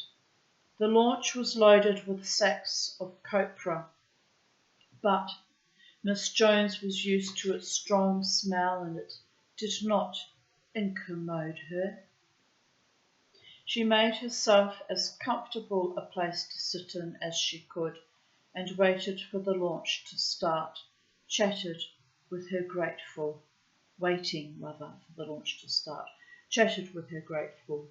flock. She was the only passenger. Suddenly a group of natives emerged from the trees that embowered the little village on the lagoon, and she saw that among them was a white man. He wore a prison sarong and a baju. He had long red hair. She at once recognised Ginger Ted. A policeman was with him. They shook hands and Ginger Ted shook hands with the villagers who accompanied him. They bore bundles of fruit and a jar which, Miss Jones guessed, contained native spirit, and these they put in the launch. She discovered, to her surprise, that Ginger Ted was coming with her. His term was up and instructions had arrived that he was to be returned to Bauru in the launch. He gave her a glance, but did not nod. Indeed, Miss Jones turned away her head and stepped in. The mechanic started his engine, and in a moment they were jogging through the channel in the lagoon. Ginger Ted clambered on to a pile of sacks and lit a cigarette. Miss Jones ignored him. Of course, she knew him very well. Her heart sank when she thought that he was going to be once more in Bauru, creating a scandal and drinking, a peril to the women, and a thorn in the flesh of all decent people. She knew the steps her brother had taken to have him deported, and she had no patience with the contrôleur who would not see a duty that stared him so plainly in the face. When they had crossed the bar and were in the open sea, Ginger Ted took the stopper out of the jar of arak and, putting his mouth to it, took a long pull. We're talking about booze, not cigarettes here. Stick with the program, Mama T, by the goddess. Then he handed the jar to the two mechanics, who formed the crew. One was a middle-aged man, and the other a youth. I do not wish you to drink anything while we are on the journey, said Miss Jones sternly to the elder one. He smiled at her and drank. A little arak can do no one any harm, he answered. He passed the jar to his companion, who drank also. If you drink again, I shall complain to the contrôleur, said Miss Jones. The elder man said something she could not understand, but which she suspected was very rude, and passed the jar back to Ginger Ted. They went along for an hour or more. The sea was like glass, and the sun set radiantly. It set behind one of the islands, and for a few minutes changed it into a mystic city of the skies. Miss Jones turned round to watch it, and her heart was filled with gratitude for the beauty of the world. And only man is vile, she quoted to herself. They went due east. In the distance was a little island which she knew they passed close by. It was uninhabited. A rocky islet thickly grown with virgin forest. The boatman lit his lamps. The night fell, and immediately the sky was thick with stars. The moon had not yet risen. Suddenly there was a slight jar, and the launch began to vibrate strangely. The engine rattled. The head mechanic, calling to his mate to take the helm, crept under the housing. They seemed to be going more slowly. The engine stopped. She asked the youth what was the matter, but he did not know. Ginger Ted got down from the top of the copra sacks and slipped under the housing. When he reappeared, she would have liked to ask him what had happened, but her dignity prevented her. She sat still and occupied herself with her thoughts. There was a long swell and the launch rolled slightly. The mechanic emerged once more into view and started the engine. Though it rattled like mad, they began to move. The launch vibrated from stem to stern. They went very slowly. Evidently something was amiss, but Miss Jones was exasperated rather than alarmed. The launch was supposed to do 6 knots, but now it was just crawling along. At that rate, they would not get into Bauru till long, long after midnight. The mechanic, still busy under the housing, shouted out something to the man at the helm. They spoke in boogie, of which Miss Jones knew very little. But after a while she noticed that they had changed their course and seemed to be heading for the little uninhabited island, a good deal to the lee of which they should have passed. "Where are we going?" she asked the helmsman, with sudden misgiving. He pointed to the islet. She got up and went to the housing and called to the man to come out. "You're not going there? Why, what's the matter?" "I can't get to Bauru," he said. "But you must. I insist. I order you to go to Bauru." The man shrugged his shoulders. He turned his back on her and slipped once more under the housing. Then Ginger Ted addressed her. "One of the blades of the propeller has broken off. He thinks he can get as far as that island. We shall have to stay the night there, and he'll put on a new propeller in the morning when the tide's out." "I can't spend the night on an uninhabited island with 3 men," she cried. A lot of women would jump at it. "I insist on going to Bauru. Whatever happens, we must get there tonight." "Don't get excited, old girl. We've got to beach the boat to put a new propeller on, and we shall be all right on the island." "How dare you speak to me like that? I think you're very insolent." "You'll be okay. We've got plenty of grub, and we'll have a snack when we land. You have a drop of arrack, and you'll feel like a house on fire." "You're an impertinent man. If you don't go to Bauru, I'll have you all put in prison." "We're not going to Bauru. We can't. We're going to that island, and if you don't like it, you can get out and swim." "Oh, you'll pay for this." "Shut up, you old cow," said Ginger Ted.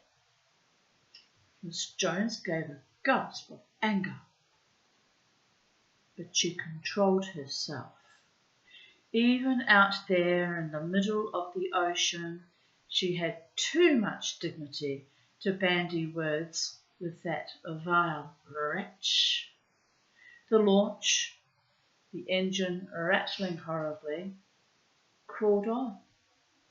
It was pitch dark now, and she could no longer see the island they were making for. Miss Jones, deeply incensed, sat with lips tight shut and a frown on her brow. She was not used to being crossed. Then the moon rose, and she could see the bulk of Ginger Ted sprawling on the top of the piled sacks of copra. The glimmer of his cigarette was strangely sinister. Now the island was vaguely outlined against the sky. They reached it, and the boatman ran the launch onto the beach. Suddenly, Miss Jones gave a gasp. The truth had dawned on her, and her anger changed to fear. Her heart beat violently. She shook in every limb. She felt dreadfully faint. She saw it all. Was the broken propeller a put-up job, or was it an accident? She could not be certain. Anyhow, she knew that Ginger Ted would seize the opportunity. Ginger Ted would rape her. She knew his character. He was mad about women. That was what he had done, practically, to the girl at the mission. Such a good little thing she was, and an excellent seamstress. They would have prosecuted him for that, and he would have been sentenced to years of imprisonment. Only very unfortunately, the innocent child had gone back to him several times, and indeed had only complained of his ill usage when he left her for somebody else. They had gone to the controller about it, but he had refused to take any steps, saying in that coarse way of his that even if what the girl said was true, it didn't look very much as though it had been an altogether unpleasant experience. Ginger Ted was a scoundrel, and she was a right woman. What chance was there that he would spare her? None. She knew men, but she must pull herself together. She must keep her wits about her. She must have courage. She was determined to sell her virtue dearly, and if he killed her, well, she would rather die than yield. And if she died, she would rest in the arms of Jesus, because that makes everything okay, doesn't it, people of earth? Such an abhorrent religion to my worldview. I've disliked it ever since childhood, selling little children out to predators.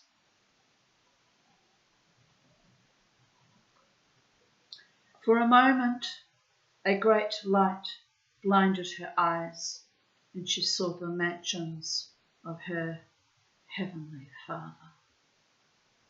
They were a grand and sumptuous mixture of a picture palace and a railway station.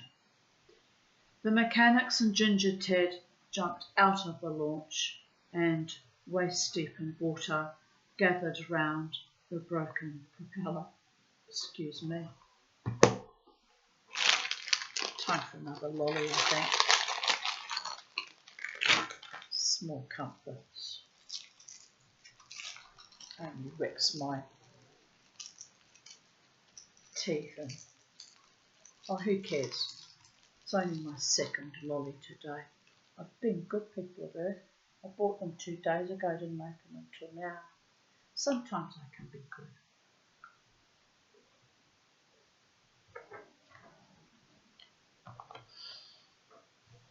Right, could do with another cup of tea, quite frankly. But we'll soldier on because this is a very long story. Very, very, very long.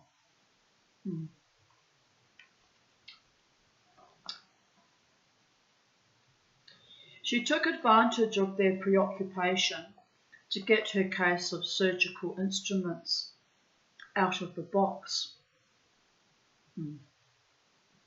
She took out the 4 scalpels it contained and secreted them in her clothing. Clever girl, although there's a lot can go wrong with that. If Ginger Ted touched her, she would not hesitate to plunge a scalpel in his heart. Now then, miss, you'd better get out, said Ginger Ted. You'll be better off on the beach than in the boat. She thought so too. At least here she would have freedom of action. Without a word, she clambered over the copra sacks. He offered her his hand.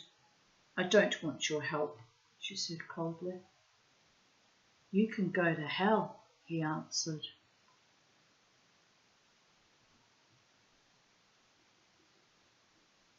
It was a little difficult to get out of the boat without showing her legs, but by the exercise of considerable ingenuity, she managed it. Damned lucky we've got something to eat. We'll make a fire, and then you'd better have a snack and a nip of arrack. I want nothing. I only want to be left alone. It won't hurt me if you go hungry. She did not answer. She walked with head erect along the beach. She held the largest scalpel in her closed fist. Trying to think how large a large scalpel would be. It's about the size of a box cutter, am I right?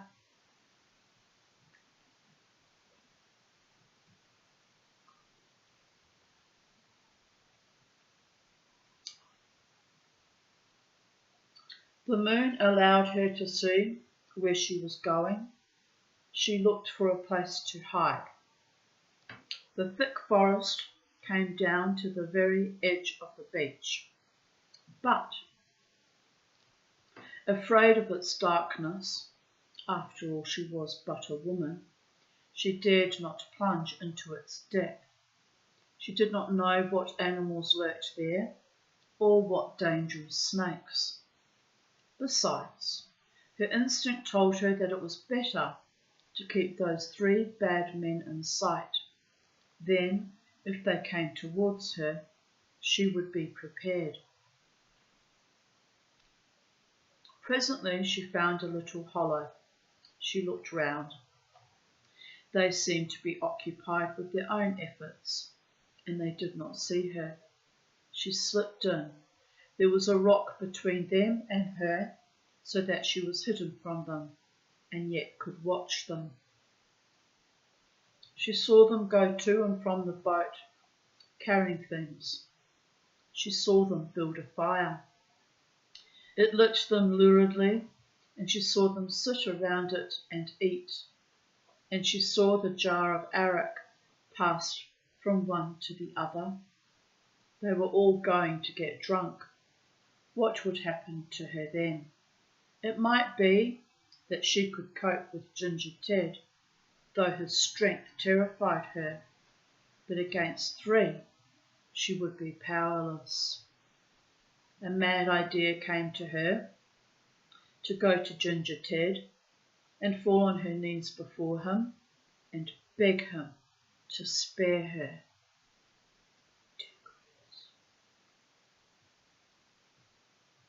Rather sit with the fucking snakes.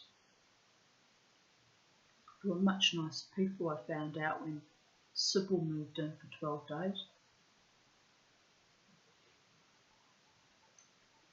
But she was a relatively safe carpet python. It'd be a bit different if it was a taipan or a black snake or whatever.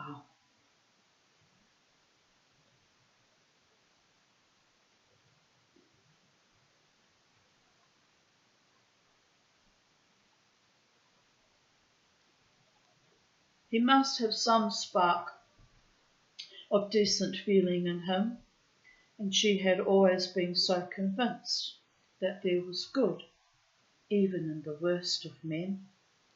He must have had a mother. Perhaps he had a sister. Ah, but how could you appeal to a man blinded with lust and drunk with arak? She began to feel terribly weak. She was afraid she was going to cry. That would never do. She needed all her self-control. She bit her lip. She watched them like a tiger watching his prey. No, not like that. Like a lamb watching 3 hungry wolves. She saw them put more wood on the fire, and Ginger Ted in his sarong, silhouetted by the flames.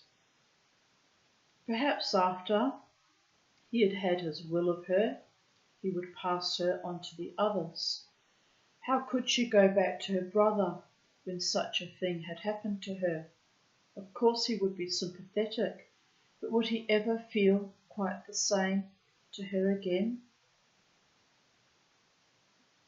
It would break his heart, and perhaps he would think that she ought to have resisted more. For his sake, perhaps it would be better if she said nothing about it. Naturally, the men would say nothing. It would mean 20 years in prison for them. But then, supposing she had a baby?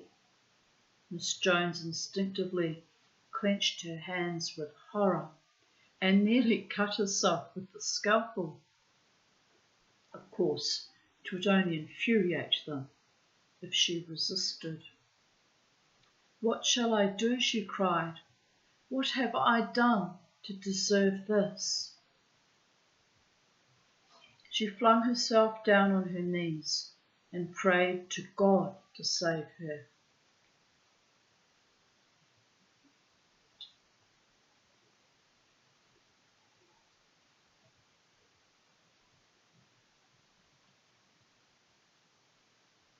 Sorry, I've got a little bit of toffee I'm working on here.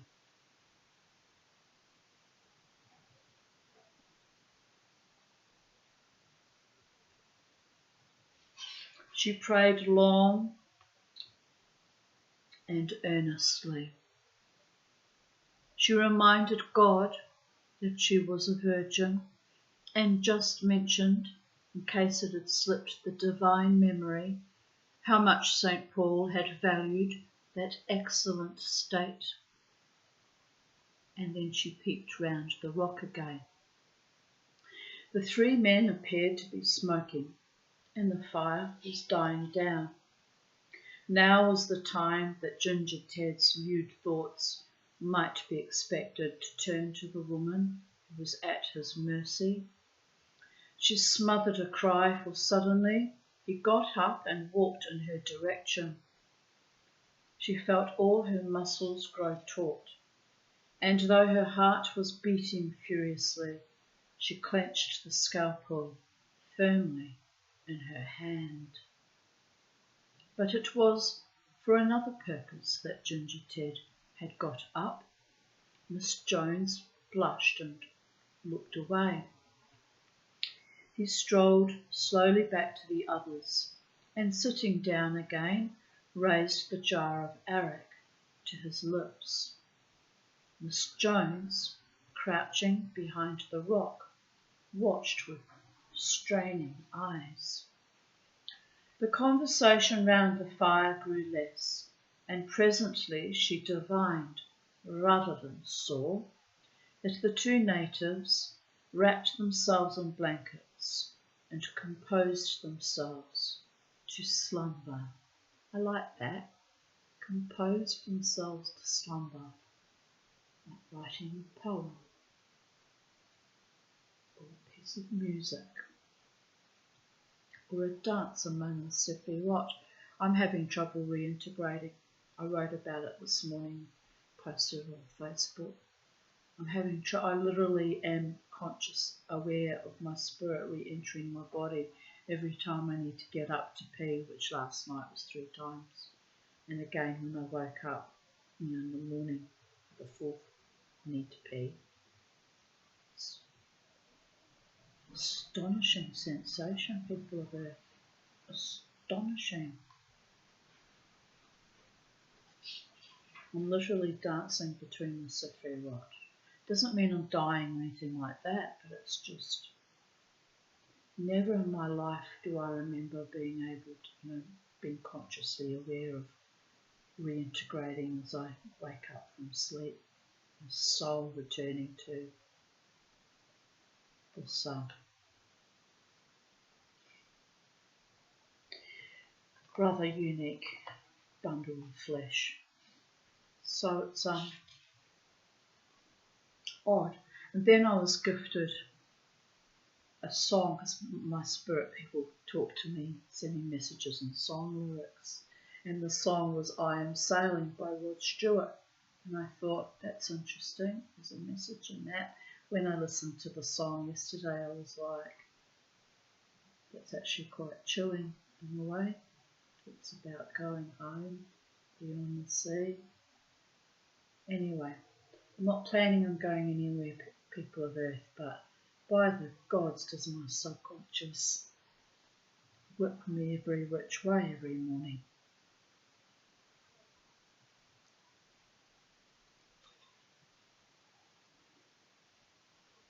Anyway, as I've said, I've had a lovely day in every day of my life and the last, 6 years since I nearly died in the gallbladder surgery.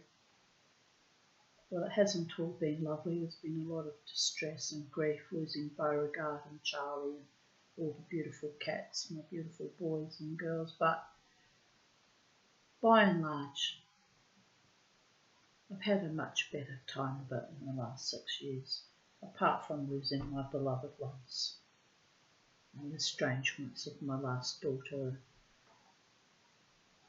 friendship breakdowns, and actually no, I'm in denial, gaslighting myself. It's been hell in a handbasket.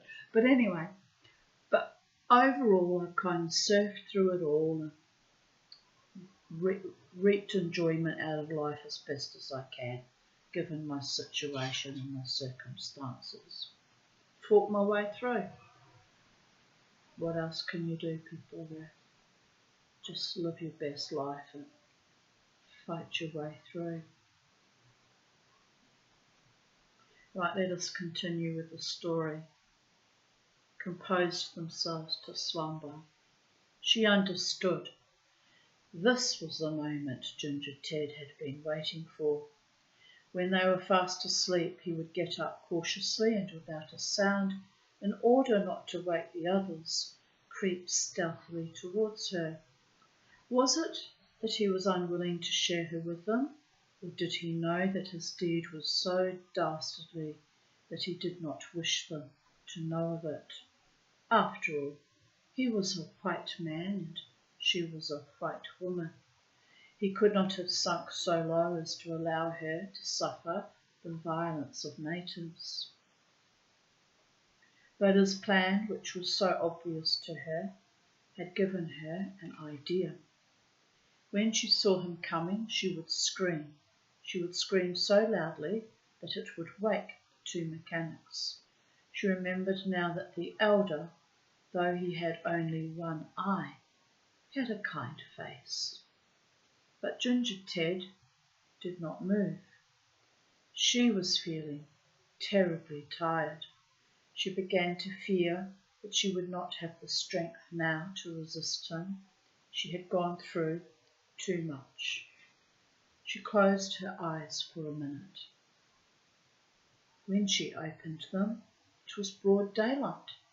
She must have fallen asleep, and, so shattered was she by emotion, have slept till long after dawn. It gave her quite a turn. She sought to rise, but something caught in her legs.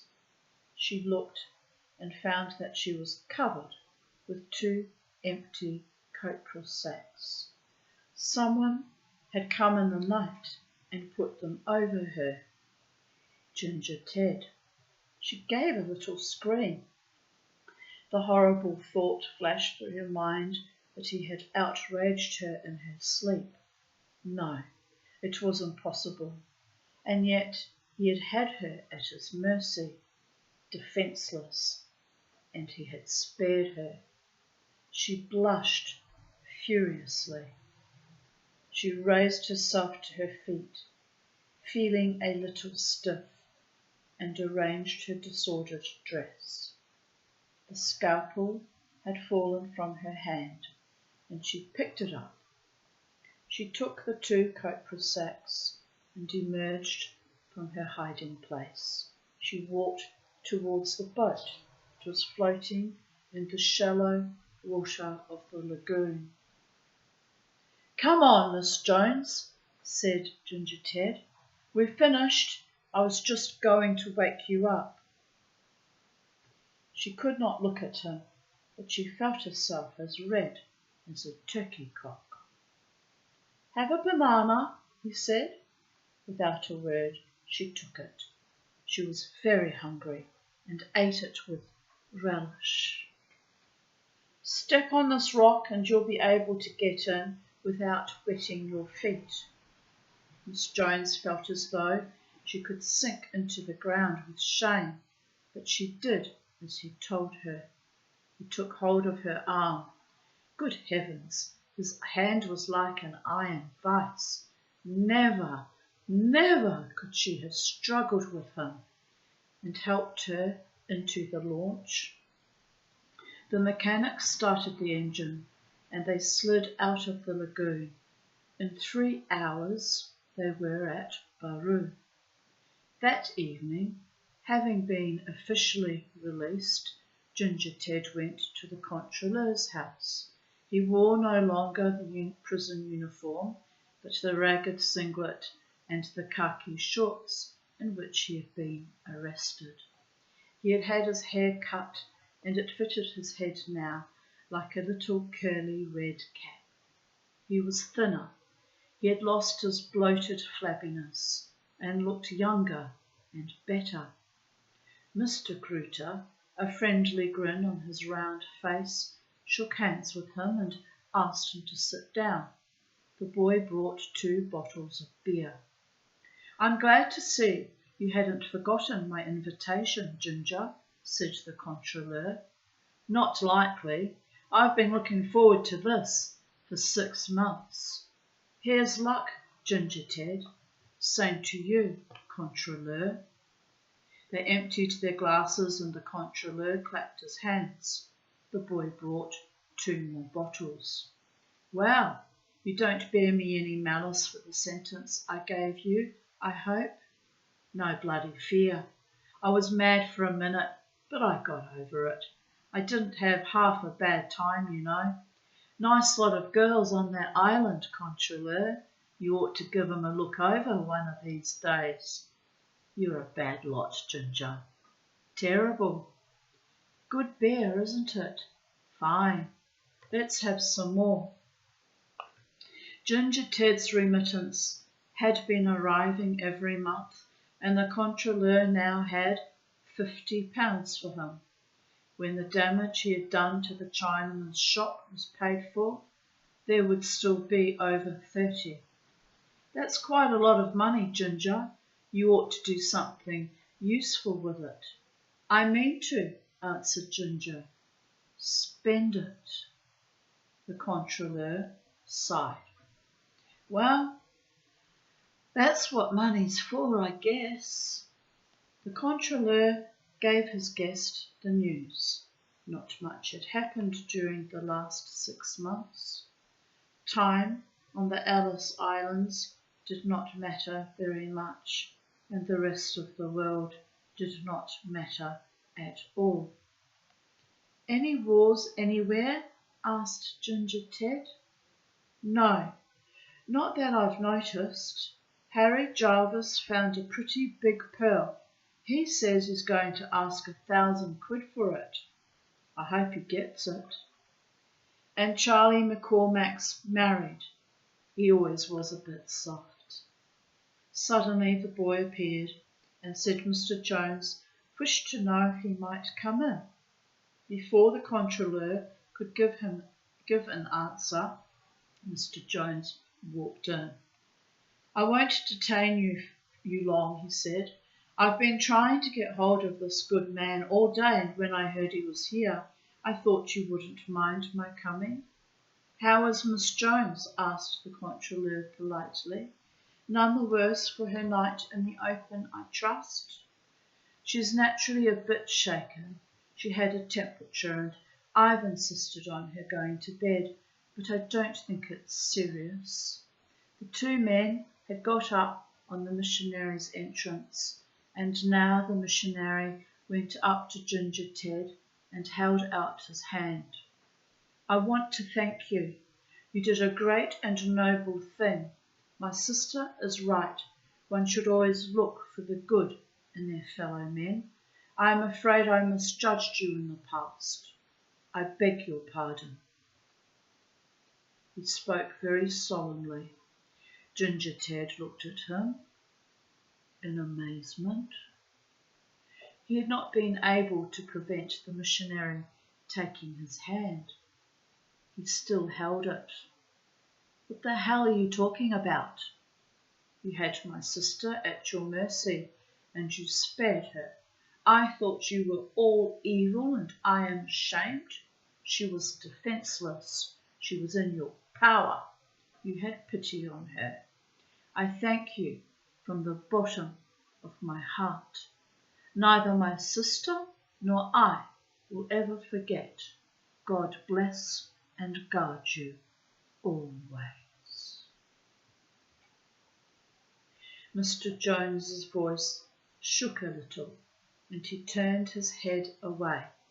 He released Ginger Ted's hand and strode quickly to the door.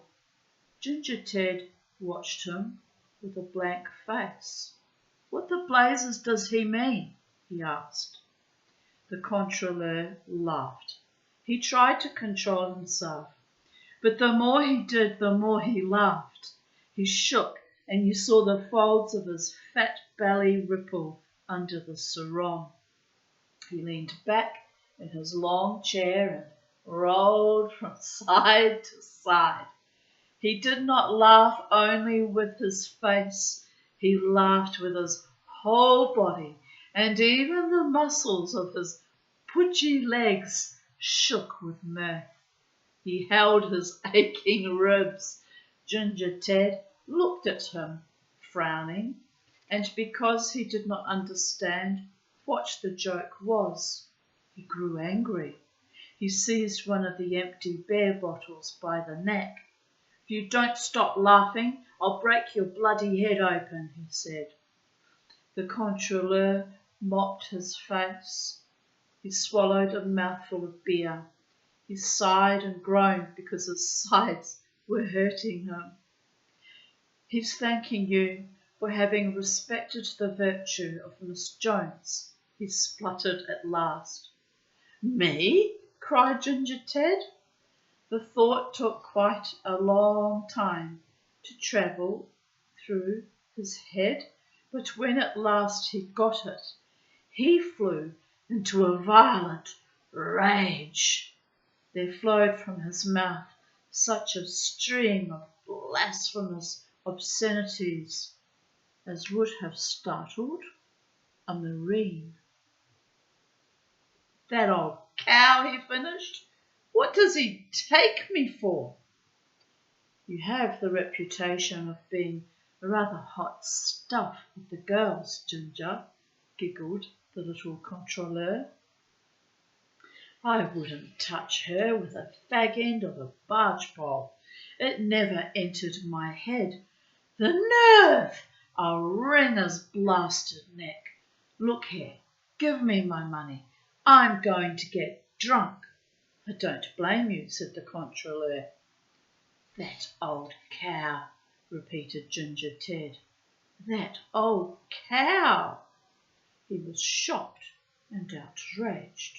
The suggestion really shattered his sense of decency.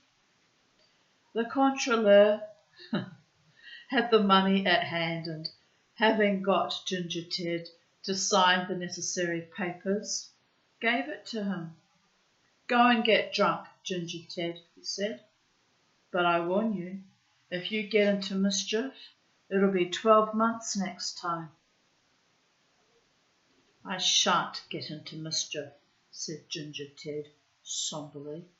He was suffering from a sense of injury. "It's an insult," he shouted at the controleur. "That's what it is. It's a bloody insult." He lurched out of the house, and as he went he muttered to himself, "Dirty swine, dirty swine." Ginger Ted remained drunk for a week. Mr. Jones went to see the controleur again. "I'm very sorry to hear that poor fellow has taken up his evil course again," he said. "My sister and I are dreadfully disappointed. I'm afraid it wasn't very wise to give him so much money at once.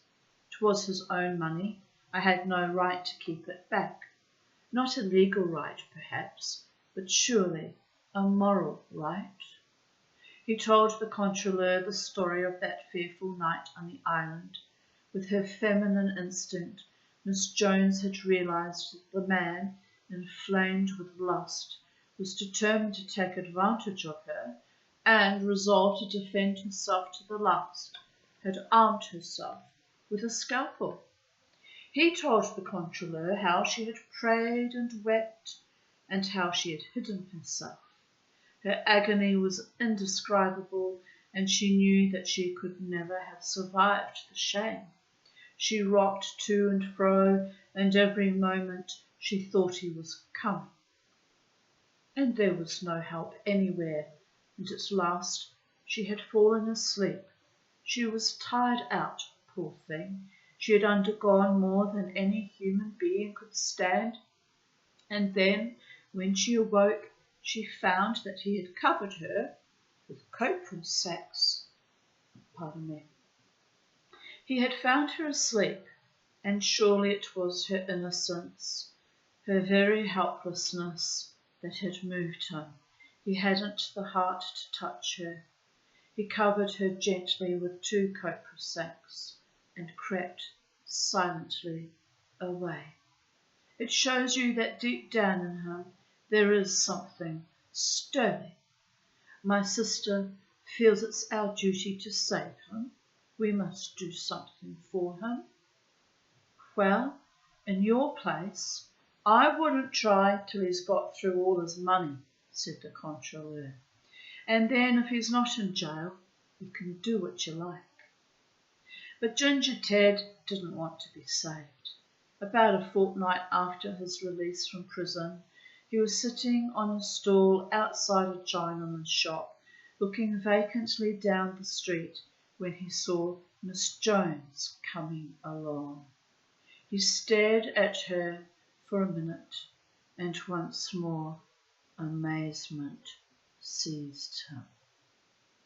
He muttered to himself, and there can be little doubt that his mutterings were disrespectful.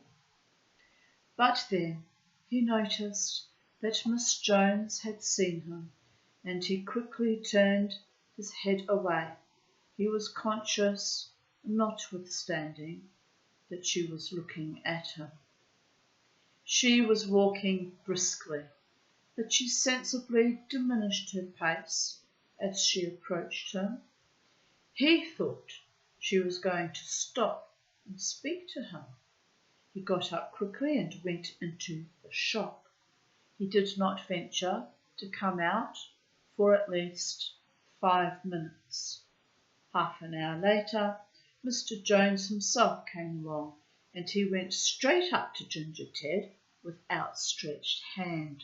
"How do you do, Mr. Edward? My sister told me I should find you here." Ginger Ted gave him a surly look and did not take the proffered hand. He made no answer. We'd be very glad if you'd come to dinner with us next Sunday. My sister's a capital cook and she'll make you a real Australian dinner. Go to hell, said Ginger Ted. That's not very gracious, said the missionary, but with a little laugh to show that he was not affronted. You go and see the controleur from time to time. Why shouldn't you come and see us? It's pleasant to talk to white people now and then. Won't you let bygones be bygones? I can assure you of a very cordial welcome. I haven't got clothes fit to go out in, said Ginger Ted sulkily. Oh, never mind about that. Come as you are, as a friend, as I hoped you would be. Hurry up, take your time, the choice is yours, etc., etc., etc. I won't. Why not? You must have a reason. Ginger Ted was a blunt man. He had no hesitation in saying what we should all like to when we receive unwelcome invitations. I don't want to. I'm sorry. My sister will be very disappointed. Mr. Jones, determined to show that he was not in the least offended, gave him a breezy nod and walked on. 48 hours later, there mysteriously arrived at the house in which Ginger Ted lodged a parcel. Sorry, that should be fucking commas. Somerset Maugham, not you too.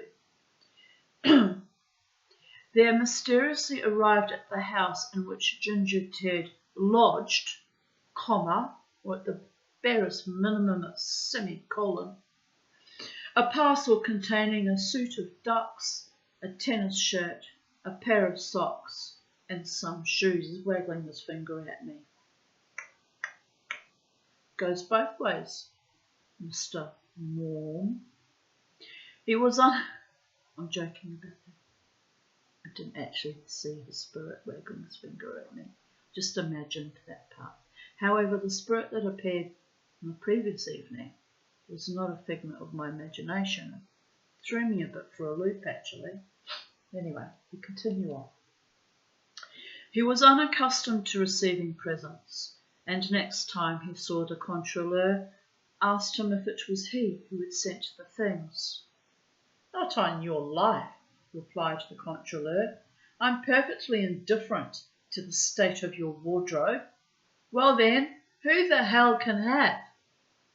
Search me.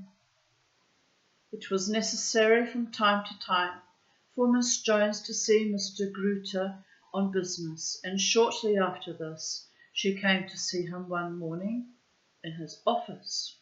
She was a capable woman, and though she generally wanted him to do something he had no mind to, probably going to run out of time for this video. I'll definitely have to do a part 2, people of Earth.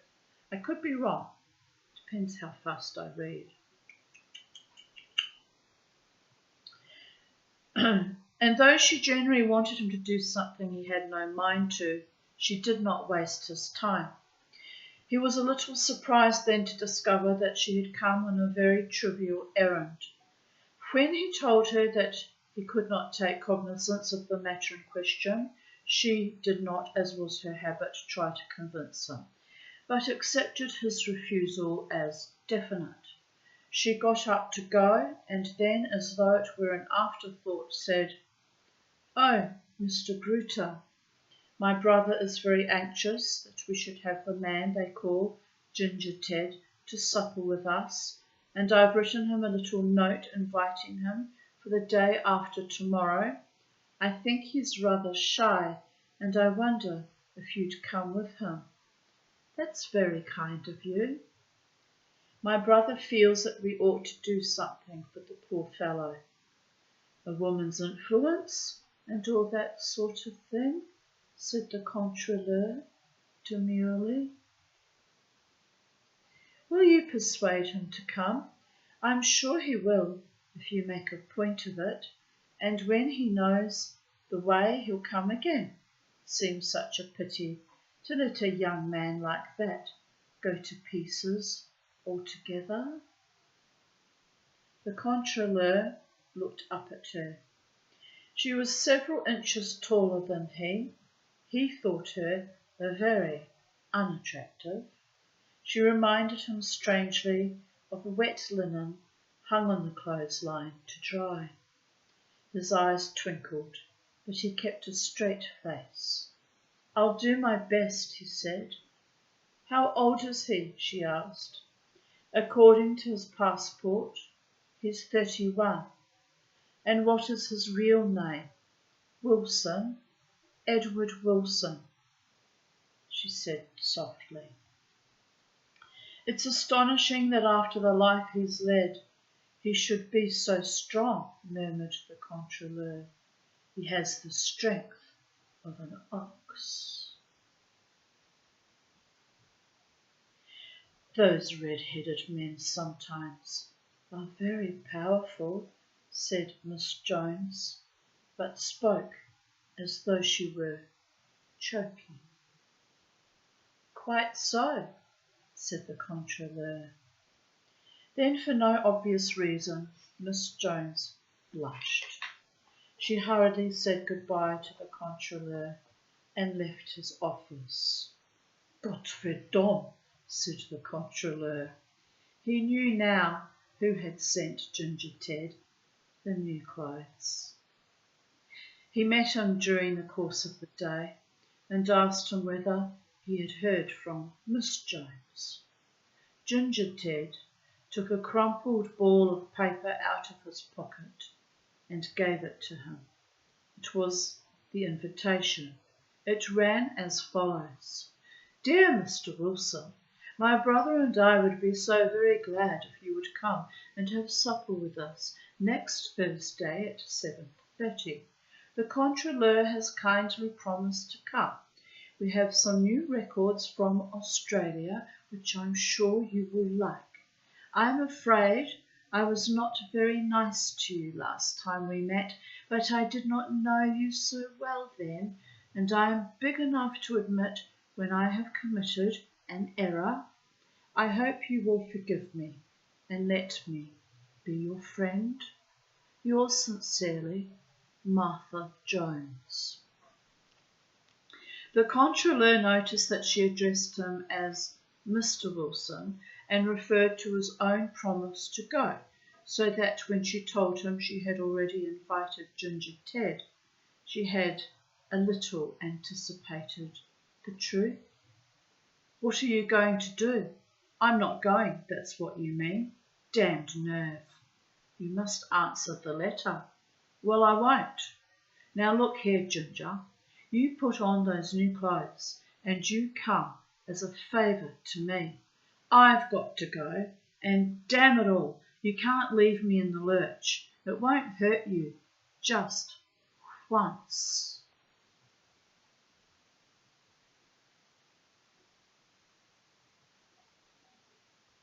Ginger Ted looked at the controleur suspiciously, but his face was serious and his manner sincere.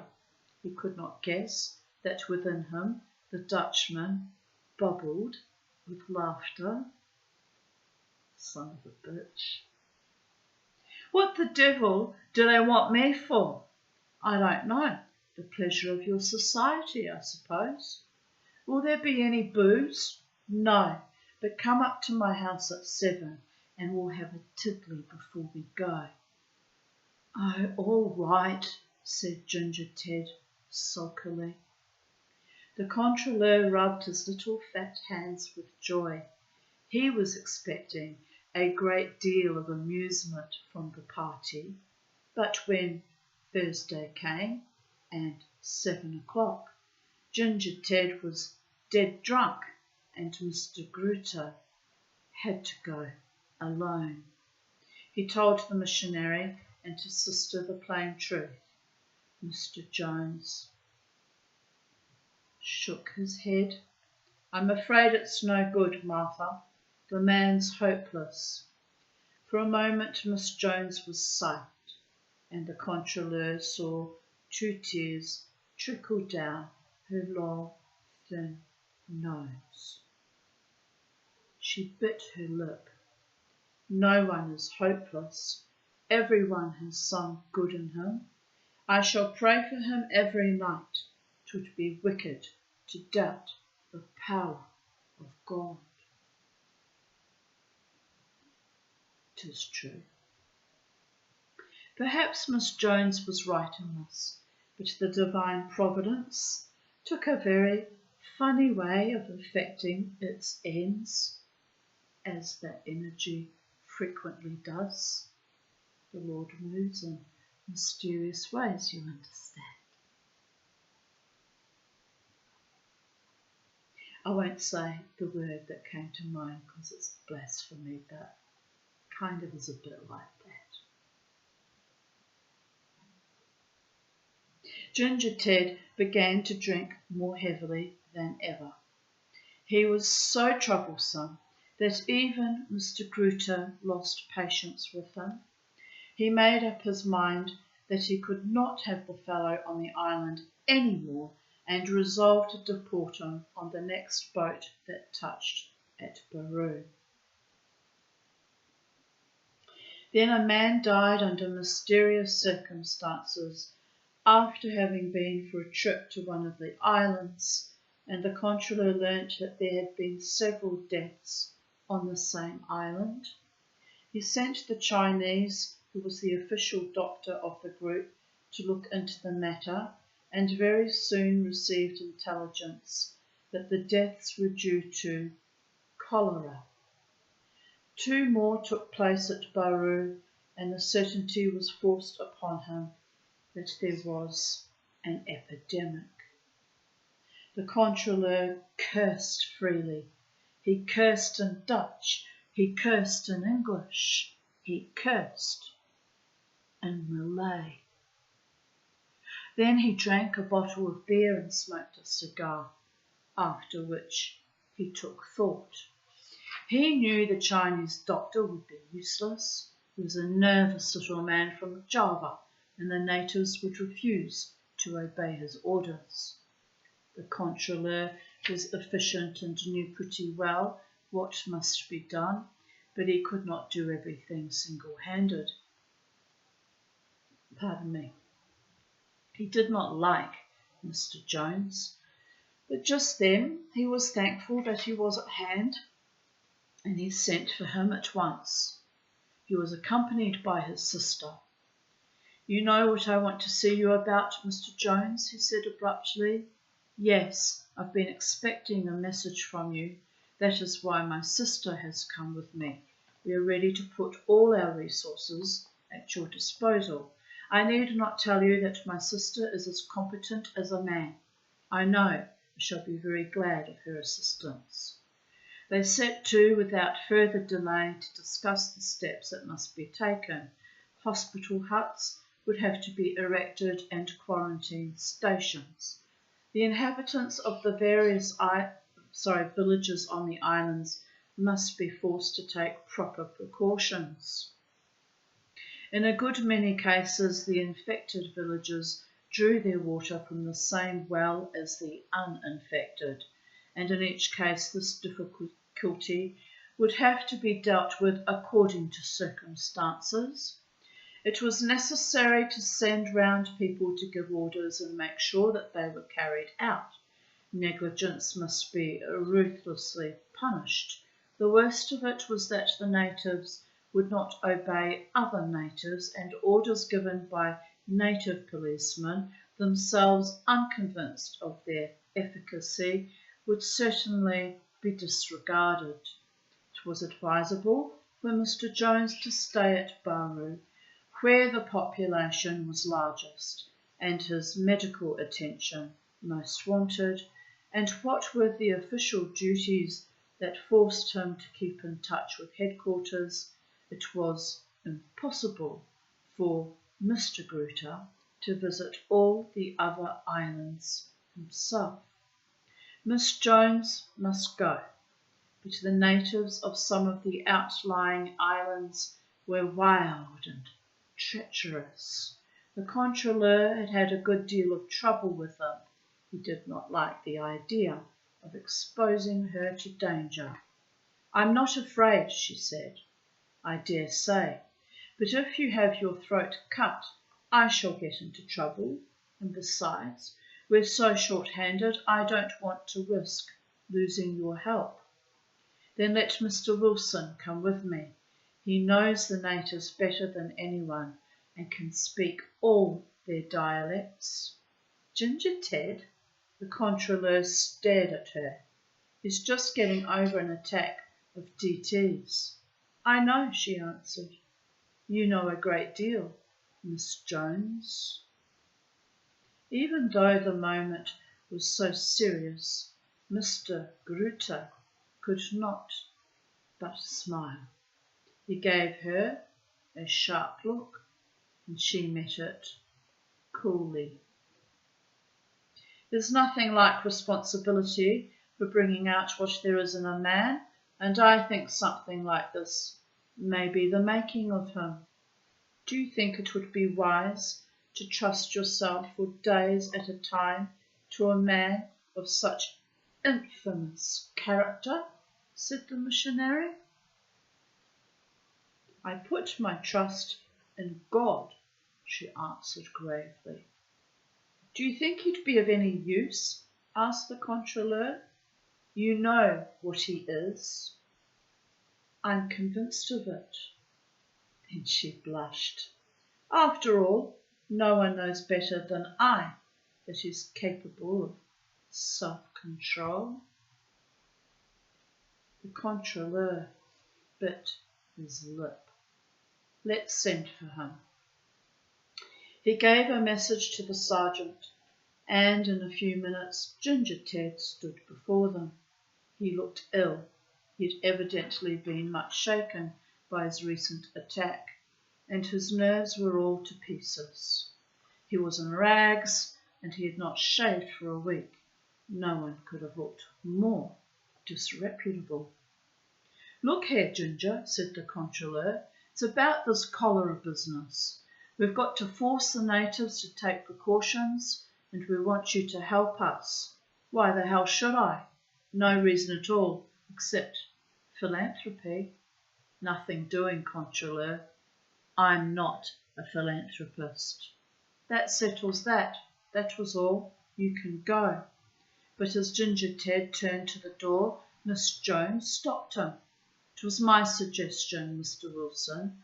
You see, they want me to go to Labobo and Sakunchi, and the natives there are so funny, I was afraid to go alone. I thought if you came, I should be safer." He gave her the look of extreme distaste. "Why do you suppose I care if they cut your throat?"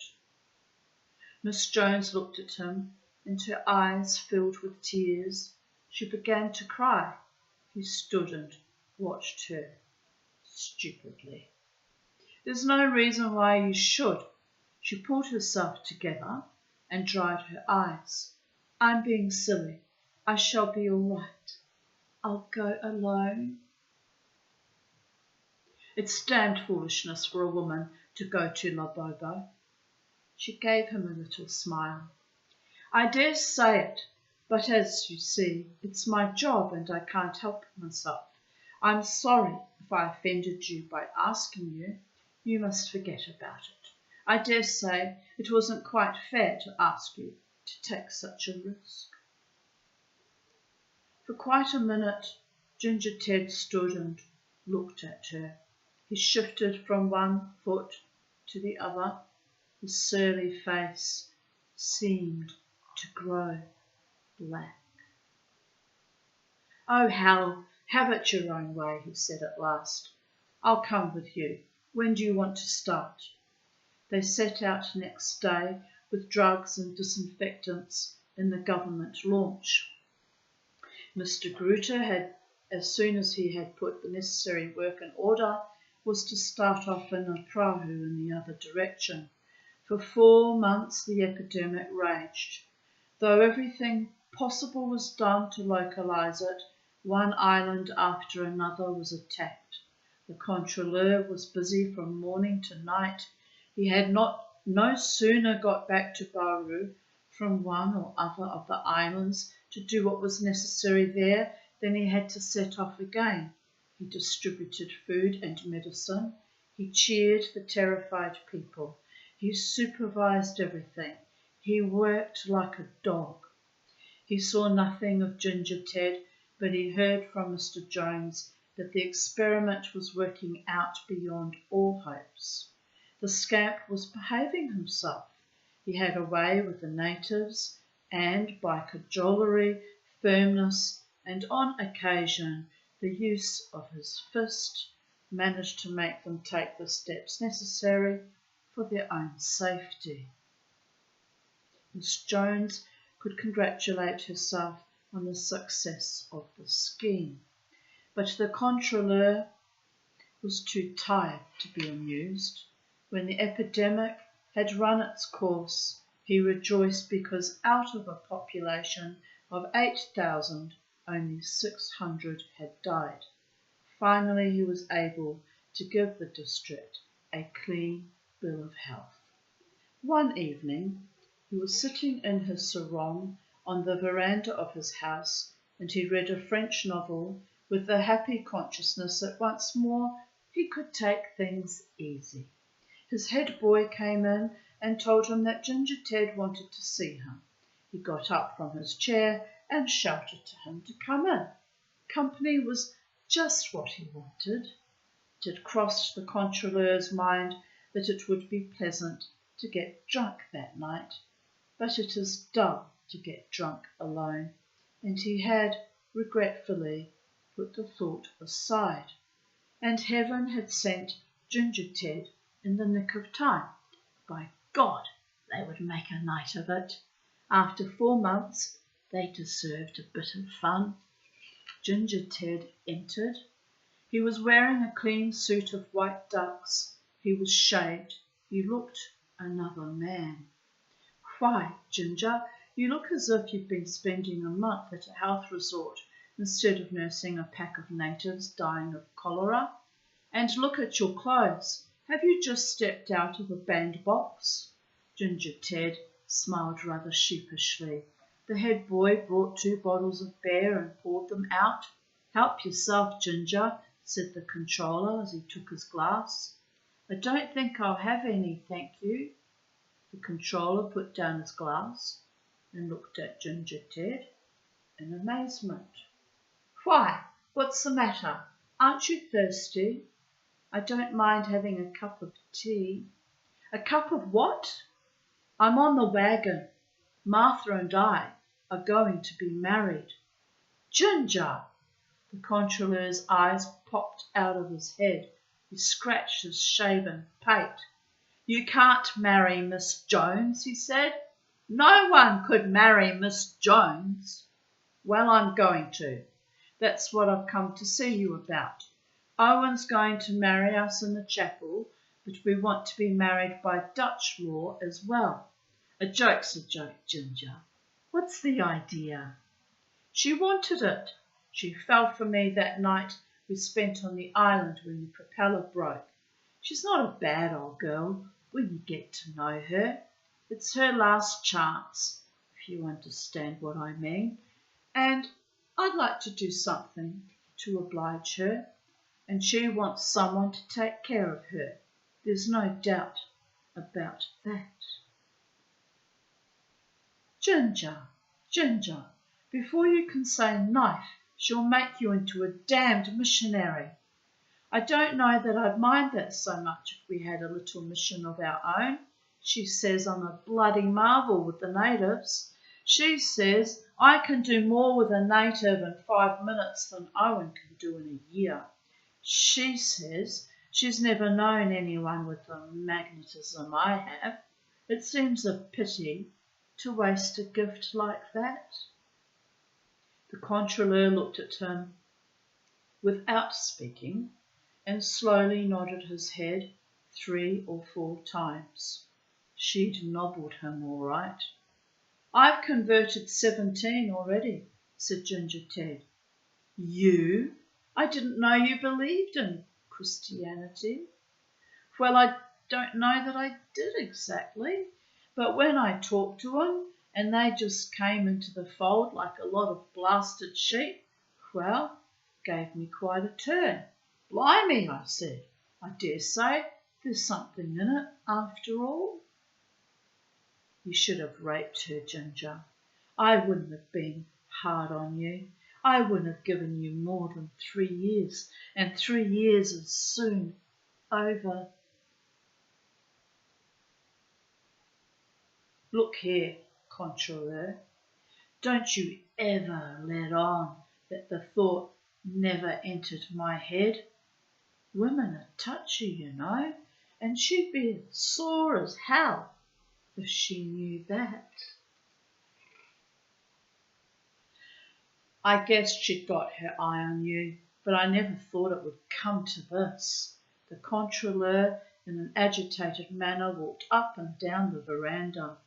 "Listen to me, old boy," he said, after an interval of reflection. "We've had some grand times together, and a friend's a friend. I'll tell you what I'll do. I'll lend you the launch, and you can go and hide on one of the islands till the next ship comes along, and then I'll get 'em to slow down and take you on board. You've only got one chance now, and that's to cut and run." Ginger Ted shook his head.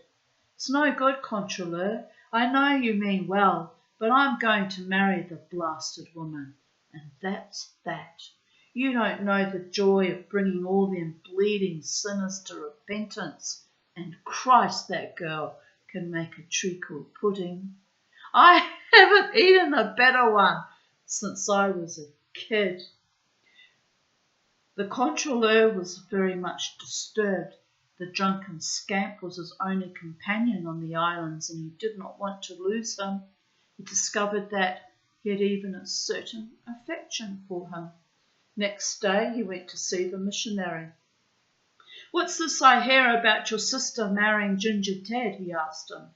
"It's the most extraordinary thing I've ever heard in my life." "It's true, nevertheless." "You must do something about it. It's madness." "My sister is of full age and entitled to do as she pleases." "But you don't mean to tell me you approve of it? You know Ginger Ted, he's a bum, and there are no 2 ways about it. Have you told her the risk she's running? I mean, bringing sinners to repentance and all that sort of thing's all right, but there are limits. And does the leopard ever change his spots?" "Does he or she?" Feeling rather spotty myself right now. Then, for the first time in his life, the Controleur saw a twinkle in the missionary's eye. "My sister's a very determined woman, Mr. Gruter," he replied. "From that night they spent on the island, he never had a chance." The Controleur gasped. He was as surprised as the prophet when the Lord opened the mouth of the ass, and she said unto Balaam, "What have I done unto thee that thou hast smitten me these 3 times?" Perhaps Mr. Jones was human after all. "Oh, Jesus!" muttered the Controleur. Before anything more could be said, Miss Jones swept into the room. She was radiant. She looked 10 years younger.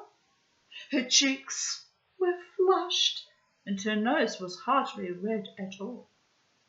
"Have you come to congratulate me, Mr. Gruter?" she cried, and her manner was sprightly and girlish. "You see, I was right after all. Everyone has some good in them. You don't know how splendid Edward has been all through this terrible time. He's a hero. He's a saint. Even I was surprised. I hope you'll be very happy, Miss Jones. I know I shall. Oh, it would be wicked of me to doubt it, for it is the Lord who brought us together. Do you think so? I know it. Don't you see? Except for the cholera, Edward would never have found himself. Except for the cholera, we should never have learnt to know one another. I have never seen the hand of God more plainly manifest. The controller could not but think that it was rather a clumsy device to bring those two together that necessitated the death of 600 innocent persons, but not being well versed in the ways of omnipotence, he made no remark. You'll never guess where we're going for our honeymoon, said Miss Jones, perhaps a trifle archly. Java? No, if you'll lend us the launch. We're going to that island where we were marooned. It has very tender recollections for both of us. It was there that I first guessed how fine and good Edward was.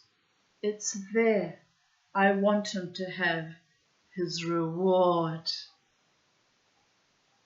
The controller caught his breath. He left quickly, for he thought that unless he had a bottle of beer at once, he would have a fit. He was never so shocked in his life. The end. We made it to the end, people of Earth, without being cut off, and with 8 minutes left to go. Brava, bravissima, la belle dame, sans merci. So on that note, thank you for sharing this wonderful evening and this weird and wonderful story with me. It's just titillating and stimulating and a bit, I don't know what, a bit absurdist, but who doesn't like a little bit of absurdism in their life, people of Earth?